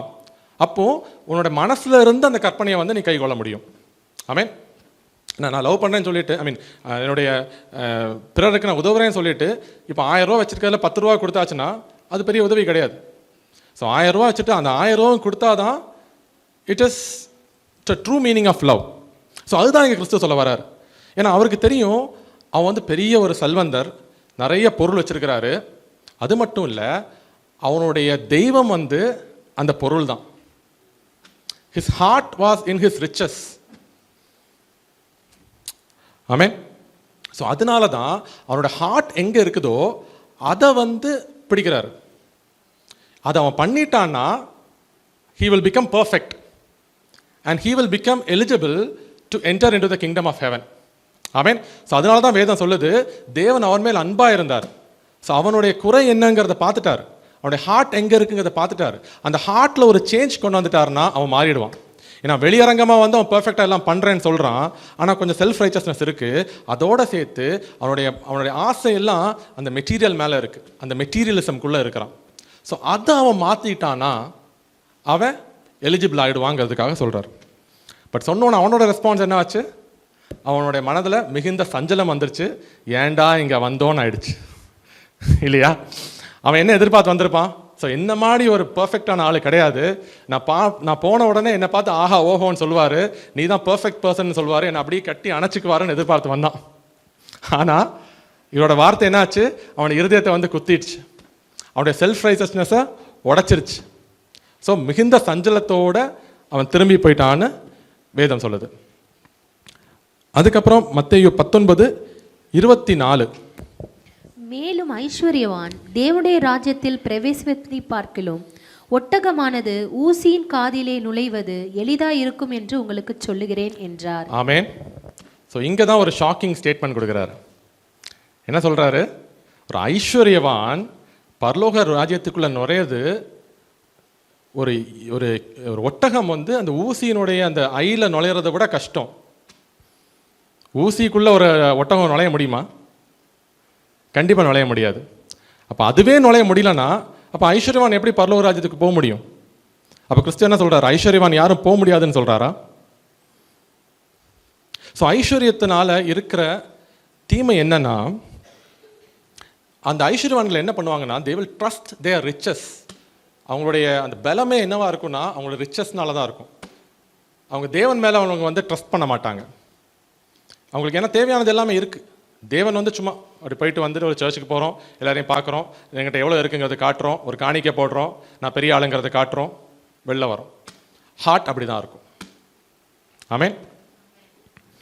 அண்ட் அவங்களுக்கு என்ன இருக்குன்னா, அந்த ரிச்னஸ்க்கு வர்றதுக்கு அவங்க பெரிய எஃபர்ட் எடுத்திருப்பாங்க, பெரிய ஹார்ட் ஒர்க் பண்ணியிருப்பாங்க. அந்த சக்ஸஸ்க்கு மேலே வந்து அவங்களுக்கு ஒரு பெருமை இருக்கும். they will be pride about their success. ஆமென். அடுத்தது, அவங்க ஐஸ்வர்யம் வந்து அந்த ஐஸ்வர்யத்தோட நின்று விடாது, மறுபடியும் அந்த ஐஸ்வர்யத்தை வந்து எப்படி கூட்டணும்னு தான் ட்ரை பண்ணிட்டு இருப்பாங்க. அப்போ எந்த ஒரு ஐஸ்வர்யவானுமே வந்து மற்றவங்களுக்கு வந்து ஹெல்ப் பண்ணணும்னு அவங்க பார்க்க மாட்டாங்க, தன்னோட ஐஸ்வர்யத்தை வந்து எப்படி வந்து கூட்டணும்னு தான் நினைப்பாங்க. ஸோ அதனால தான் வேதம் சொல்லுது, the love for money is the root of all ஈவல்னு. ஆமென். ஓகே. இப்போ ஆக்சுவலாக இங்கே சொல்லப்பட்ட பேரபிள் என்னன்னா, இந்த ஐ ஆஃப் த நீடில் இருக்கு இல்லையா, அந்த ஐ ஆஃப் த நீடில்னா என்னன்னா, ஒரு நீடில் கேட்டுன்னு ஒன்று இருக்குது. அந்த காலத்தில் வந்து பெரிய ஃபோர்ட் இருந்துச்சு இல்லையா, சுற்றி பெரிய மதில்கள் இருக்கும். அந்த மதிலில் வந்து ஒரு கதவு இருக்கும். அந்த கதவு வந்து பெருசாக இருக்கும். அந்த கதவுலாம் எல்லா ஈவன் யானை, ஒட்டகம் எல்லாம் உள்ளே போக முடியும். ஆமென்.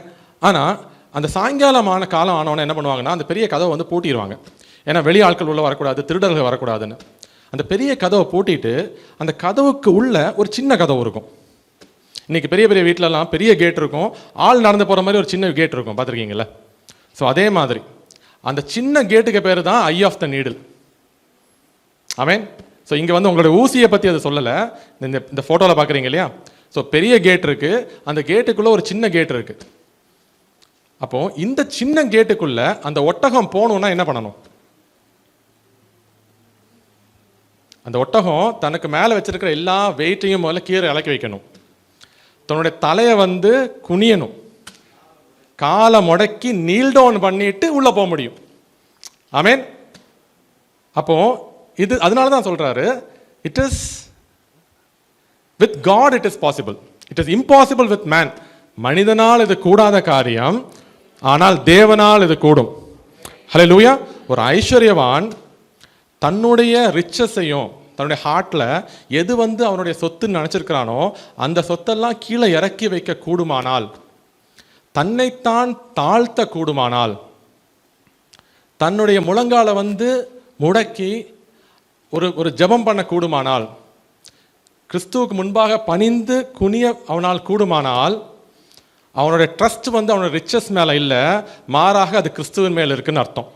ஆமென். அது கிறிஸ்துவின் மேலே இருந்தால் அவன் பரலோகத்துக்கு போக முடியும். ஹல்லேலூயா. இதில் முதல்ல 2வது வசனத்தில் பார்க்கும் பொழுது இந்த மனுஷன் என்ன சொல்லுவான்னா, நல்ல போதகரேன்னு சொல்லுவான். அப்போ கிறிஸ்து என்ன சொல்லுவார்? தேவனை தவிர நல்லவர் ஒருவரும் இல்லைன்னு சொல்லுவார். அதுக்கப்புறம் பார்க்கும்போது போதகரேன்னு சொல்லுவான். அப்போ இவன் என்ன சொல்கிறான்னா, கிறிஸ்துவை வந்து ஒரு போதகரை அக்செப்ட் பண்ணுறான், ஆனால் தேவனாக அக்செப்ட் பண்ணலை. தேவனை அக்செப்ட் பண்ணியிருந்தா மறுபடியும் நல்ல போதகரேன்னு சொல்லியிருந்திருப்பான். அப்போ இவன் போதகரை அக்செப்ட் பண்ணதுனால தான் இவனால் அவரை பின்பற்றி போக முடியல. ஆனால் நமக்கு இன்னைக்கு தெரியும், அவரே வழியும் சத்தியமும் ஜீவனுமாக இருக்கிறார். ஹல்லேலூயா. பரலோகத்துக்கு போகிறதுக்கு ஒரே வழி தான், அந்த வழி கிறிஸ்து மட்டும்தான். ஹல்லேலூயா. அப்போ இன்னைக்கு நம்ம கிறிஸ்துவை அக்செப்ட் பண்ணலைன்னா அந்த மனுஷனுக்குள்ள ஜட்ஜ்மெண்ட்டை விட நம்மளுடைய ஜட்ஜ்மெண்ட் மோசமாக இருக்கும். ஏன்னா அவன் வந்து கேட்குற சில விஷயங்கள் தான் அவன் கேட்டிருக்கிறான். அவன் வந்து அவரை போதகரை அக்செப்ட் பண்ணியிருக்கிறான், ஆனால் தேவனை அக்செப்ட் பண்ணலை. ஆனால் நமக்கு அதுக்கு அப்புறம் நடந்த விஷயங்களும் தெரியும். கிறிஸ்துவனுடைய மரணம் தெரியும், அவருடைய உயிர்த்தெழுதல் தெரியும், எல்லாமே நமக்கு தெரிஞ்சிருக்குது. அப்போ நமக்கு அவர் தான் கிறிஸ்துன்னு தெரிஞ்சதுக்கு அப்புறமும் நான் என்னுடைய மெட்டீரியலிசமையும் என்னுடைய பொருளாசையும் என்னுடைய லஸ்ட்டையும் தான் நான் முதன்மையாக்கி கொள்வேன்னு சொன்னோன்னா கண்டிப்பாக நம்ம பரலோக ராஜ்யத்துக்குள்ளே பிரவேசிக்க முடியாது. ஆமென். ஸோ அந்த 5 ஃபூலிஷ் வெர்ஜின்ஸ் இருந்தாங்க இல்லையா. ஸோ அவங்கள்ட்ட வந்து ஆயில் இல்லை. ஸோ அவங்க வந்து இருக்கிறவங்கள்ட்ட போய் கேட்டாங்க. ஆமென். இருக்கிறவங்கள்ட்ட போய் கேட்கும்போது அவங்க என்ன சொன்னாங்க? எங்களுக்கு கம்மி ஆகாதபடி விற்கிறவர்கள்ட்ட போயிட்டு நீங்கள் வாங்கி கொள்ளுங்கன்னு சொன்னாங்க. ஆமீன். ஸோ விற்கிறவங்கள்ட்ட போயிட்டு நீங்கள் வாங்கிக்கொள்ளுங்கன்னு சொன்னாங்க. அப்போது அவங்களுடைய ஹார்ட் வந்து ப்ரிப்பேர்டாக இல்லை. வெளியரங்கமாக அவங்களுடைய லைட் வந்து பெருசாக பிரகாசிச்சுது, ஆனால் அவங்களுடைய ஹார்ட் வந்து ப்ரிப்பேர்டாக இல்லை. அப்போ வருகையின் டைமில் அந்த டைமில் ஹார்ட் ப்ரிப்பேராக இருந்தால் மட்டும்தான் எடுத்துக்கொள்ளப்படுவாங்க. ஆமீன். அது ப்ரிப்பேர் ஆகலைன்னா என்ன பண்ணணும்? மறுபடியும் போய் ப்ரிப்பேர் பண்ணணும். ப்ரிப்பேர் பண்ணுறதுக்கு என்ன ஆகும்? டைம் ஆகும். ஸோ அந்த டைம்குள்ளே என்ன ஆகிடும்? கதவு மூடிடும். அதுக்கப்புறம் ப்ரிப்பேர் பண்ணிட்டு போகும்பொழுது அங்கேருந்து ஒரு சத்தம் வரும், உங்களை நான் அறியேன். எவ்வளோ கஷ்டமாக இருக்கும் அதை கேட்குறதுக்கு, இல்லையா? ஸோ நம்ம வெளியரங்கமாக வந்து பெரிய நீதிமானன்னு சொல்லி பேசிகிட்டு இருக்கிறோம். ஆனால் தேவன் வந்து நம்மளுடைய வெளிப்படையான காரியங்களை பார்க்குற தேவன் அல்ல. நம்மளுடைய ஹார்ட் எப்படி இருக்குன்னு பார்க்குறாரு. அது எப்படி ப்ரிப்பேர் பண்ணணுங்கிறதுக்கான எல்லா விஷயங்களும் சொல்லியிருக்கிறாரு. ஆனால் அப்படியும் நம்ம ப்ரிப்பேர்டாக இல்லைன்னா யாரோட ஃபால்ட்? ஆமேன். இந்த லவோதிக்கேயா சபையில் நீ ஐஸ்வர்யனும் ஆகும்படிக்கு நெருப்பிலே புடமிடப்பட்ட பொன்னையும் உன் நிர்வாணமாகிய அவலட்சணம் தோன்றாதபடிக்கு நீ உடுத்திக் கொள்வதற்கு வெண் வஸ்திரங்களையும் என்னிடத்திலே வாங்கி கொள்ளவும் நீ. ஆமேன். இங்க என்ன சொல்றாரு? அங்க வந்து அந்த புத்தி இல்லாத கன்னிகைகள்ட்ட என்ன சொல்றாங்க? நீங்க போய் வாங்கி கொள்ளுங்கன்னு சொல்றாங்க. அப்ப இங்க சபையை பார்த்து என்ன சொல்றாங்க? நீ வந்து வெளியரங்கமா வந்து உன்னுடைய தோற்றமெல்லாம் நல்லா இருக்கு, ஆனால் உன்னுடைய ஹார்ட்ல வந்து உண்மை இல்லை. நீ அனலும் இல்லாம குளிரும் இல்லாம இருக்கிற. நீ அப்படி பண்ணணும்னா என்ன பண்ணணும்? என்கிட்ட வந்து வாங்கிக்கொள் அப்படிங்கிறாரு. என்ன வாங்கி கொள்ளணும்? வெண் வஸ்திரத்தையும் ரிச்சஸையும். ஸோ உண்மையான ரிச்சஸ் என்னது? கிறிஸ்து தான். ஆமீன். அந்த உண்மையான ரிச் வந்து கிறிஸ்து தாங்கிறத அந்த அந்த ரிச் மேன் புரிஞ்சிருந்தாருன்னா அவனுக்கு உண்டான எல்லாவற்றையும் விட்டு போட்டுட்டு கிறிஸ்துவ அவன் பின்பற்றி இருப்பான். ஆமீன். அப்போ அந்த உண்மையான ரிச்சஸ் வந்து கிறிஸ்துங்கிறத அவன் ரியலைஸ் பண்ணலை. இங்கே இந்த கடைசி சபைக்கு வந்து தேவன் என்ன சொல்றாரு? உண்மையான ஸ்பிரிச்சுவல் ரிச்சஸ் வந்து தேவன் தான், கிறிஸ்து தான். நீ வந்து ரிச்சஸ் நினைச்சிட விஷயங்கள் எல்லாம் ஒரு நாள் அழிஞ்சிரும். அது வந்து உனக்கு பலன் கொடுக்காம போயிடும். ஆனால் நீ என்ன அறிந்து கொள், என்னுடைய பரிசுத்தத்தை வாங்கிக்கோ, என்னுடைய பரிசுத்தத்தை வச்சு நீ போர்த்திக்கோ. ஆமீன். என்னுடைய நீதியை வந்து உன்னுடைய சால்வையா போட்டிக்கோ. ஆமீன். உன்னுடைய ஸ்பிரிச்சுவல் வந்து ஒரு அந்த ஐஸ் வந்து திறக்கப்படணுங்கிறார். ஆமீன். இது திறக்கப்படும் பொழுது தான் you will become eligible to enter into the kingdom of God. ஆமீன். ஸோ இதே காரியம்தான் அந்த புத்தி இல்லாத கன்னிகளை பார்த்து அந்த புத்தி உள்ள கன்னிகள் போனாங்க. விற்கிறவர் இடத்துல போய் நீங்கள் வாங்கிட்டு வாங்க. ஸோ விற்கிறவர் யாரு? தேவன். ஏன்னா அந்த பரிசுத்தையும் அந்த ரைச்சஸ்னஸையும் அந்த ரிச்னஸையும் தேவன்கிட்ட மட்டும் தான் கொடுக்க முடியும். ஸோ அதை நீங்கள் வாங்கணும்னா you have to spend something, இல்லையா? சால்வேஷன் ஃப்ரீ தான். ஆனால் அந்த பரிசுத்தமான வாழ்க்கை வாழணும்னா you have to spend something. ஆமீன். You have to invest your time. ஆமீன். த மோஸ்ட் ப்ரெஷியஸ் கிஃப்டான உங்களோட டைமை வந்து நீங்கள் இன்வெஸ்ட் பண்ணணும். அந்த டைமை இன்வெஸ்ட் பண்ணாமல் you cannot prepare your hearts. So இன்றைக்கி உலகம் என்ன பண்ணுன்னா நம்மளை வந்து பிஸியாக வச்சுக்கும். வேலை ஆகட்டும், இல்லை பொழுதுபோக்காகட்டும், ப்ளஷர்ஸ் ஆகட்டும், ட்ரக்ஸ் ஆகட்டும், வாட் எவர் இட் இஸ். இன்றைக்கி பார்க்குற எல்லா காரியங்களும் எதுக்காகனா மனிதனை வந்து இக்னரண்டாக வச்சு அந்த அந்த கடாவை கொண்டு போவாங்கல்ல பலி கொடுக்கறதுக்கு, அப்படியே கட்டி கொண்டு போயிட்டே இருப்பாங்க. அந்த மாதிரி நேராக கொண்டு போய் பலி கொடுக்கறதுக்கு. ஆமீன். அப்போது நம்ம இக்னரண்ட்டாக இருந்தோன்னா நம்ம பரலோக ராஜ்யத்துக்குள்ளே போக முடியாது. ஆமீன். அப்போது என்ன பண்ணணும்? How to be prepared.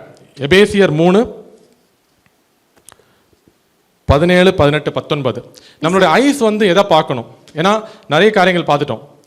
இந்த உலகம் வந்து கேடுபாடாக இருக்குது, அதை யாரும் நிப்பாட்ட முடியாது, அதை வந்து மாற்றவும் முடியாது. அதை மாற்றுறதுக்கான சூப்பர் ஹீரோவும் நம்ம கிடையாது. அதை மாற்ற சூப்பர் ஹீரோ ஒருத்தன் வருவான், ஆனால் அவன் கிறிஸ்துவும் கிடையாது, இல்லையா? ஸோ அந்த சூப்பர் ஹீரோ யார்? Antichrist. ஸோ அன்னைக்கு இருக்கிற அந்த கேடுபான உலகத்தில் ஒரு சேவியராக அவன் தெரிவான். He will bring about a great change. அவன் வந்து பெரிய ஃபிலாசபியெல்லாம் பேசுவான். அவனோட பேச்சை பார்த்து மக்கள் மயங்கிடுவாங்க. ஆமீன். ஸோ அந்த மாதிரியான பேச்செல்லாம் பேசுவான். ஆனால் நம்மளுடைய பார்வை எங்கே இருக்கணும்? Our eyesight should not be on the mark of the beast. Mark of the பீஸ்ட்டை பார்த்து நம்ம பார்த்துட்டு இருக்க தேவையில்ல. ஒரு ஒன் வேர்ல்டு ஆர்டர் வருமா, அது எப்போ வரும் அதை பார்த்தும் பார்க்க தேவையில்ல. ஆன்டி கிரைஸ்ட் எப்போ வருவான் அதையும் நம்ம பார்க்க தேவையில்ல. ஆனால் நம்மளுடைய பார்வை எல்லாம் எங்கே இருக்கணும்? கிறிஸ்துவின் மேல் மட்டும் இருக்கணும். ஹல்லேலூயா. எபேசியர் படிப்போம். விசுவாசத்தினாலே கிறிஸ்து உங்கள் இருதயங்கள் வாசமாய் இருக்கவும். விசுவாசத்தினாலே கிறிஸ்து உங்களுடைய இருதயத்தில் வாசமாய் இருக்கணும். கிறிஸ்து உங்களுடைய இருதயத்தில் வாசமாய் இருந்தா அந்த வாசஸ்தலத்துல தேவையில்லாத எதுவுமே இருக்காது. ஆமென். ஹல்லேலூயா. கிறிஸ்து உங்களுக்குள்ள இருந்தா தேவையுள்ளதெல்லாம் வெளில போய் தான் ஆகும். ஆமென். நீங்க வந்து வீட்டில் இருக்கிறீங்க, வீட்டில் வந்து ஏதோ ஒரு டிவி பார்த்துட்டு இருக்கீங்கன்னு வச்சுக்கோங்களேன். பாஸ்டர் வந்து வீட்டுக்கு வராருன்னா என்ன பண்ணுவீங்க? வாங்க பாஸ்டர் உட்காருங்க பார்ப்போம் டிவின்னு சொல்லுவோமா? எடுத்த உடனே டிவி ஆஃப் பண்ணுவோம் இல்லையா? ஒரு பாஸ்டருக்கே நம்ம அவ்வளோ ரெஸ்பெக்ட் கொடுக்குறோம். அப்போ கிறிஸ்து உங்களுடைய இருதயத்தில் இருந்தாருன்னா இந்த தேவையில்லாத காரியங்களை வந்து நம்ம முதன்மையாக்க மாட்டோம். வாசிங்க. நீங்கள் அன்பிலே வேரூன்றி நிலை பெற்றவர்களாகி. அன்பிலே வேரூன்றி நிற்க வேண்டும்.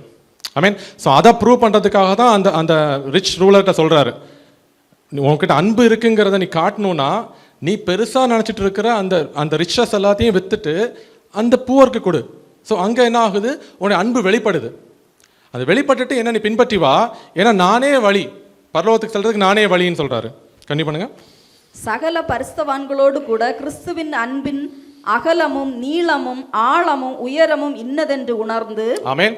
ஸோ இந்த அன்பு நம்மளுடைய இருதயத்தில் ஊற்றப்படணும்னா கிறிஸ்துவின் அன்பை, தேவனுடைய அன்பை கொடுத்ததான ஒரு வெளிப்பாடு நமக்கு வேணும். ஆமென். இப்படி தன்னை போல பிறரை நேசிக்கணும்னா you should have the love of God. அந்த லவ் ஆஃப் காட் எப்படி இருக்குன்னா, it is boundless by breadth. அதோடைய அகலம் வந்து எல்லையற்றது. ஆமென். It is endless by length. அதோடைய நீளம் வந்து முடிவற்றது. It is exhaustless by depth. அதோடைய ஆழம் வந்து அளவற்றது. It is measureless by height. அதனுடைய உயரம் வந்து அளவிடப்பட முடியாதது. ஹல்லேலூயா. ஸோ அதுதான் தேவனுடைய அன்பு.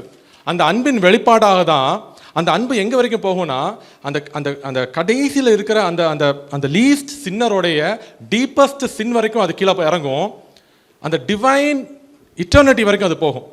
ஐ மீன், அது அந்த வானம் வரைக்கும் உயர்ந்தது பாதாளம் வரைக்கும் கீழே இறங்குறது. ஐ மீன், அந்த அன்பின் வெளிப்பாட்டாக தான் தேவன் தன்னுடைய ஒரே பேரான குமாரனை உலகத்துக்கு அனுப்பினார். ஐ மீன், அந்த அன்பின் வெளிப்பாட்டாக தான் கிறிஸ்து தன்னுடைய மரணத்தை வந்து ஏற்றுக்கொண்டார். நமக்காக தன்னுடைய ஜீவனை வந்து பலியாய் கொடுத்தார். ஐ மீன், அந்த அன்பின் வெளிப்பாட்டாக தான் பரிசுத்த ஆவியானவரை உலகத்துக்கு அனுப்பி இருக்கிறார். ஐ மீன், அந்த அன்பின் வெளிப்பாட்டாக தான் இந்த பரிசுத்த ஆவியானவர் நம்முடைய வாழ்க்கையை வந்து மறுரூபமாக்குகிறார். ஹல்லேலூயா. அப்போ இந்த மறுரூபமாக்குறதுங்கிறது ஒரு ஒன் டைம் ப்ராசஸ் கிடையாது. It needs filling and refilling. One time fill பண்ணால் பத்தாது. எங்கள் வீட்டில் வந்து ஒரு பலூன் ஊதி வைக்கிறீங்க, அந்த பலூன் வந்து நல்லா டைட்டாக கட்டி வச்சிட்டீங்க. ஆனால் ஒரு வாரத்துக்கு அப்புறம் போய் பார்த்தீங்கன்னா என்ன ஆகும்? அந்த பலூன் வந்து மறுபடியும் போயிருக்கும். பட் நீங்கள் டைட்டாக தான் கட்டுனீங்க. ஆனால் ஃபிசிக்ஸில் வந்து என்ட்ரோப்பின்னு சொல்லுவாங்க, த டிகிரி ஆஃப் டிஸ்ஆர்டர்னஸ் இல்லையா? ஸோ நம்ம விரும்பலையோ அது வந்து டிக்ளைன் ஆகிட்டே தான் இருக்கும். அப்போ அந்த ஸ்பிரிச்சுவல் ஒரு என்ட்ரோப்பி நமக்கு தெரியணும். ஐ மீன், ஸ்பிரிச்சுவல் அவேர்னஸ் நமக்கு தெரியணும். ஸோ அந்த ஸ்பிரிட், அந்த அந்த ஆவியில் ஒரு முறை நிறந்தால் மட்டும் பட்டாது, மாதத்துக்கு ஒரு முறை நிறந்தால் மட்டும் பட்டாது, வாரத்துக்கு ஒரு முறை சபையில் நிறந்தால் மட்டும் பட்டாது, அனுதினமும் நிறைய வேண்டும். ஹல்லேலூயா. அந்த அந்த ஆவியின் நிறைவு அனுதின அனுபவமாக இருக்க வேண்டும். ஐ மீன், ஸோ நம்மளுடைய ஃபோக்கஸ் எல்லாம் எங்கே இருக்கணும்னா கிறிஸ்துவின் மேலே மட்டும்தான் இருக்கணும். ஐ மீன், உலகம் கேடுபாடு உள்ளது தான். அந்த கேடுபாடான உலகத்தில் நோவா தன்னை நீதிமானாய் காத்து கொண்டார். ஐ மீன், அந்த கேடுபாடான சோதோமில் லோத்து உண்மையாக இருந்தார். ஹல்லேலூயா. அதே மாதிரி இன்னைக்கு உலகம் கேடுபாடாக இருக்கு, உண்மைதான். ஆனால் சபைக்கு அதை மேற்கொள்றதுக்கான வல்லமை கொடுத்திருக்கிறார். ஐ மீன், யோவேல் தீர்க்கதரிசி சொல்றாரு, கடைசி காலத்தில் மாம்சமான யாவர் மேலும் என் ஆவியை ஊற்றுவேன் என்று சொல்றாரு, வாக்குத்தத்தம் பண்றாரு. அந்த மாம்சமான யாவர் மேலும் அந்த ஆவி வரும்பொழுது என்ன ஆகும்? உங்களுடைய பிள்ளைகள், உங்களுடைய எல்லாரும் வந்து தீர்க்க தரிசனம் முறைப்பார்கள். ஐ மீன், உங்களுடைய பெரியவர்கள் வந்து விஷன்ஸ் காண்பாங்க. உங்களுடைய young people will see dreams and visions. So அதுதான் இந்த கடைசி காலம். ஸோ கடைசி காலம் உலகத்துக்கு அழிவா இருக்கலாம், ஆனால் சபைக்கு இதை விட பெஸ்ட் டைம் எங்கேயுமே இருக்க முடியாது. So it is time for the church to reveal Christ. I mean, so அந்த கிரைஸ்ட்டை நீங்கள் ரிவீல் பண்ணணும்னா கிரைஸ்டுடைய லவ், அந்த பிரெத், லெங்த், டெப்த், ஹைட் எல்லாமே நீங்கள் உணரணும். அது வெறும் வாயின் வார்த்தையாக மட்டும் இருக்கக்கூடாது, உங்களுடைய வாழ்க்கையின் அனுபவமாக இருக்க வேண்டும்.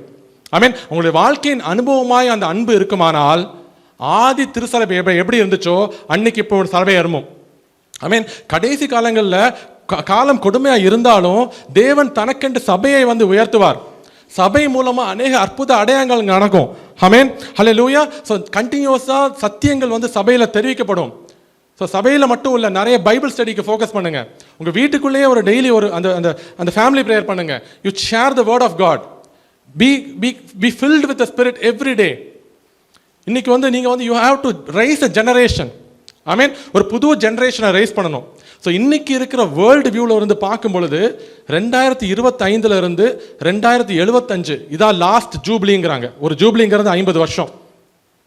ஸோ அந்த 50 வருஷங்கிறது 2070க்கு அப்புறமா 75ல் 6000 வருஷங்கள் முடிந்துடும்.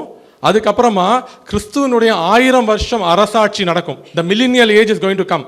த ஏஜ் ஆஃப் கிரியேஷன் முடிஞ்சு, ஏஜ் ஆஃப் டோரா முடிஞ்சு, ஏஜ் ஆஃப் சர்ச் முடிஞ்சு, மில்லினியல் ஏஜ் வந்து இன்னும் சில ஆண்டுகளில் வருதுன்னு சொல்லிட்டு நிறைய பைபிள் ஸ்காலர் சொல்கிறாங்க. ஆமென். ஸோ அப்போ அந்த காலத்தின் விளிம்பில் நிற்கிறோம். இந்த சூழ்நிலைகளை பார்த்து பயப்பட தேவையில்லை. மாறாக நம்மளை இருதயத்தை வந்து அவருக்கு நேராக ஸ்திரப்படுத்திக் கொள்வோம். ஆமென். You be abide in Christ.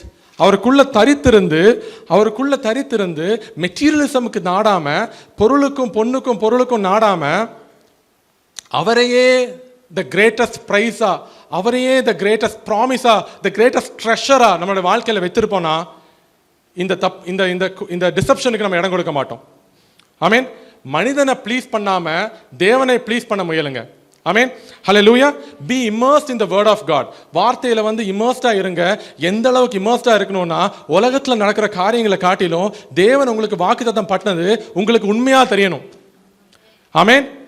உலகம் ஒன்று சொல்லலாம், ஆனா வேதம் என்ன சொல்லுதோ அதுதான் உங்களுக்கு உண்மையா தெரியணும். You should be moved by faith. Amen. And you அந்த அன்பிலீஃப்ங்கிறது மொத்தமாக போயிடணும். வேர்ல்ட் எப்படி அந்த காலேபும் யோசுவாவும் சொன்னாங்க, இங்கே ராட்சதர்கள் இருக்கிறதெல்லாம் உண்மைதான், ஆனால் தேவன் நமக்கு வாக்கு கொடுத்துருக்கிறாரு, உடனே போய் அதை வந்து சுதந்திரத்துக் கொள்வோம். அதுதான் faith. So faith sees the impossible. Amen. Faith sees the supernatural. Because you have a supernatural God. You have the supernatural indwelling of the Holy Spirit. Amen. So இந்த indwelling of the Holy Spirit உங்களுக்குள்ள இருக்கும் பொழுது எல்லா டிசப்ஷனையும், எல்லா சாத்தானுடைய அந்த கிரியைகளையும் மேற்கொள்றதுக்கான தெய்வீக ஞானத்தையும், the spiritual awareness-ஐயும் அவர் கொடுப்பார். ஆனா நீங்க அதை கேட்கறதுக்கு ரெடியா இருக்கிறீங்களா? ஆமென். ஸோ இந்த கடைசி காலங்களில் நம்ம இருக்கிறோம். நம்ம வந்து நிறைய பிஸியா இருக்கிறோம். என்ன வேலை நம்ம செய்துட்டு இருந்தாலும் நம்மளோட ஐஸ் எங்க இருக்கணும்னா ஸ்கையை பார்த்து இருக்கணும். ஆமென். Keep your eyes on the sky when you keep your hand on the plow. ஏதோ ஒரு வேலை பண்ணிட்டு இருக்கிறீங்க, தப்பு இல்லை, பண்ணிதான் ஆகணும். ஏன்னா உலகத்தில் இருக்கிறோம், நமக்கு வருமானம் வேணும். ஆனால் அந்த வருமானத்தையோ அந்த வேலையையோ நம்ம பெருசாக நினைக்கிறத விட, அது வந்து ஜஸ்ட் நான் டுவெல் பண்ணுறதுக்காக, நான் வாழ்கிறதுக்காக அந்த வேலையை செய்கிறேன். ஆனால் என்னுடைய ஃபோக்கஸ் எங்கே இருக்கணும்னா, 2ஆம் வரி, the rapture is coming soon. Behold, he is coming soon. இதோ அவர் சீக்கிரமாய் வருகிறார். வாக்குத்தத்தங்கள் ஒவ்வொன்றும் நிறைவேறிட்டே இருக்குது. அந்த எட்ஜில் நிற்கிறோம், அந்த விளிம்பில் நிற்கிறோம். ஸோ என்ன வேலை பண்ணிட்டு இருந்தாலும் அவர் அந்த நோக்கம், keep your eye on the prize which is Jesus Christ. Amen. Behold, he is coming soon. இந்த கடைசி காலங்களில் ஆயத்தமாயிருப்போம். நம்மளோட சேர்த்து ஒரு கூட்ட ஜனத்தையும் ஆயத்தப்படுத்துவோம். அவருடைய 2ஆம் வருகையில், ரகசிய வருகையில் பிரவேசிப்போம். ஹல்லேலூயா. எழுந்து நிற்கலாமா? இந்த லாஸ்ட் டேஸில் உலகம் ரொம்ப கொடூரமாக போயிட்டு இருக்குது. எங்கே பார்த்தாலும் வைலன்ஸ். நியூஸ் பேப்பரை எடுத்துக்கிட்டா பார்க்கவே முடியல, அவ்வளோ அருவறுப்புகள், அசிங்கங்கள் போயிட்டு இருக்குது. இதெல்லாம் ஒரு பக்கம் நடந்துட்டு இருந்தாலும், அவருடைய இன்னொரு பக்கம் என்னுடைய மக்கள் அறிவில்லாமையினால் சங்காரம் ஆயிட்டு இருக்கிறாங்களேன்னு ஏங்கிட்டு இருக்குது. My people are perishing because of their ignorance. அதுதான் இன்னைக்கு கிறிஸ்துவனுடைய கிரை. உனக்காக நான் என்னுடைய ஜீவனையை கொடுத்தேனே, எனக்காக நீ என்ன பண்ணிட்டு இருக்கிற? உன்னுடைய ஹார்ட் எங்கே இருக்குது? இன்னுமே வந்து உலகத்தையும் அதோட ரிச்சஸையும் அது கொடுக்குற அந்த பேரையும் புகழையும் நாடிட்டு தானே போயிட்டு இருக்கிறோம். வெளியரங்கமாக வேஷம் போடுறோம், ஆனால் ஹார்ட்டில் நம்ம எப்படி இருக்கோங்கிறத நாம நிதானி தெரிவோம். இதோ வாசப்படி நின்று கதவை தட்டுகிறேன், எவன் உன் சத்தத்தை கேட்டு திறக்கிறானோ அவனை உள்ளத்திலே வந்து வாசம் பண்ணுகிறேன்னு சொல்றாரு. லவோதிக்கேயா சபையை பார்த்து தான் தேவன் சொல்றாரு. இன்னைக்கு உங்களை பார்த்து தான் தேவன் சொல்றாரு. அனலும் இல்லாமல் குளிரும் இல்லாமல் இருந்த காலங்கள் போதும்னு சொல்றாரு. கிறிஸ்துவுக்குள் அனலாய் இருக்க உங்களை அழைத்திருக்கிறாரு. பரிசுத்த ஆவியின் அபிஷேகத்தினால் உங்களை நிறுத்திருக்கிறாரு. அது ஒரு முறை மட்டும் நடந்தது பத்தாது. It should be an everyday process. அவருக்குள் அனலாய் இருக்கும் பொழுது அவரோட பந்தியில் பிரவேசிப்போம். அவரோடே கூட உட்கார்ந்து அவரோடே கூட போஜனமும் பண்ணுவோம். அவரோடே கூட சேர்ந்து அந்த 1000 வருஷம் அரசாட்சியில் ஆளுகையும் செய்வோம். ஆமென். அதுக்காக தான் நம்மளை அழைத்திருக்கிறார். Behold, he comes. இதோ வருகிறார்.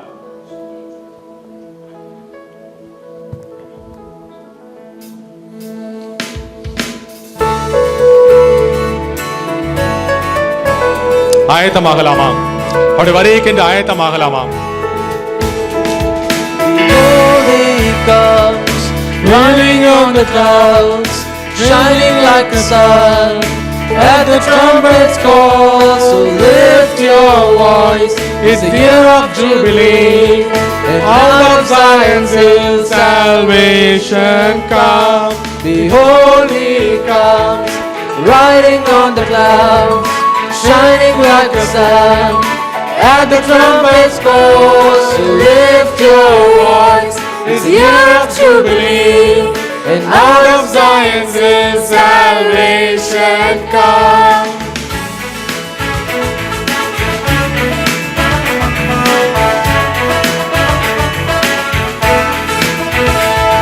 Behold, he comes, riding on the clouds, shining like the sun. At the trumpet's call, so lift your voice. It's the year of Jubilee, and out of Zion's hill salvation comes. Behold, he comes, riding on the clouds, shining like the sun. At the trumpet's call, lift your voice. It's the year of Jubilee, and out of Zion's hill salvation comes.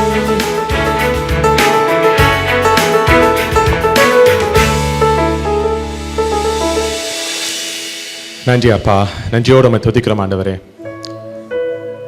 நீ சீக்கிரமாய் வரப்போகிறீர். உடைய வரைக்கென்று அப்பா நாங்கள் ஆயத்தமாகிறதுக்கு அப்பா எங்களுக்கு பலன் தாங்கப்பா. பரிசுத்த ஆவியானவரே, உம்முடைய ஆலயக்கு நாங்கள் ஒரு முறை கூட எங்களை ஒப்புக் கொடுக்கிறோம் ஆண்டவரே. என்னுடைய இருதயத்தை அப்பா புடம்பிடுங்க ஆண்டவரே. நீரே எங்களுடைய சொத்து அப்பா. யூ ஆர் அவர் ரிச்சஸ் அப்பா. அந்த நீதியின் வஸ்திரத்தை அப்பா எங்களுக்கு அப்பா கொடுத்து வைங்க ஆண்டவரே. வெளியரங்கமாய் அல்லப்பா, உள்ளந்திரியங்கள் இருந்தப்பா நாங்கள் ஹோலியாய் பரிசுத்தமாய் நீர் பரிசுத்தராய் இருக்கிறது போல நாங்களும் உமக்கென்று பரிசுத்தராய் இருக்க கிருபை செய்யுங்கப்பா. ஹெல்ப் பண்ணுங்க ஆண்டவரே. ஒருமை கூடப்பா எங்களை நம்ம கையில் ஒப்பு கொடுக்கிறோம் ஆண்டவரே. நீங்க பெருகுங்கப்பா, நாங்க சிறுகும்படி செய்யுங்க ஆண்டவரே. ஆவியில் அனலாய் இருக்க, ஆவியின் வரங்கள் வெளிப்பட இந்த கடைசி காலத்தில் ஆண்டவரே அப்பா அந்த ஆதி அன்பிற்கு நாங்க திரும்ப அப்பா அந்த புதிய ஏற்பாட்டின் சபையை போல அப்பா அற்புத அடையாளங்களாய் நாங்களே இந்த உலகத்திற்கு விளங்க அப்பா உண்மை அப்பா இந்த உலகத்துக்கு காட்டுறதுக்கு அப்பா எங்களை பலப்படுத்துங்கப்பா, உறுதிப்படுத்துங்க ஆண்டவரே. முழுவதுமாய் அப்பா எங்களை நம்மளை கருத்தில் ஒப்பு கொடுக்கிறோம் அப்பா. நீங்க பொறுப்படுத்திக் கொள்ளுங்க, நீங்க வழி நடத்துங்க அப்பா. எல்லா துதியும் எல்லா கனமும் எல்லா மகிமையும் கர்த்தர் ஒருவருக்கே செலுத்துகிறோம். இயேசுவின் மூலம் பிதாவே, ஆமென். Hi everyone, thank you for watching our Sunday service, and I hope that it was a blessing to you. To have constant updates of our services and our programs, please subscribe to our CLCC TV on YouTube, and also like, share and comment on our videos that we post in our channel. And also to have some social media updates, please follow our Instagram handle Calvary Life City Church. Thank you.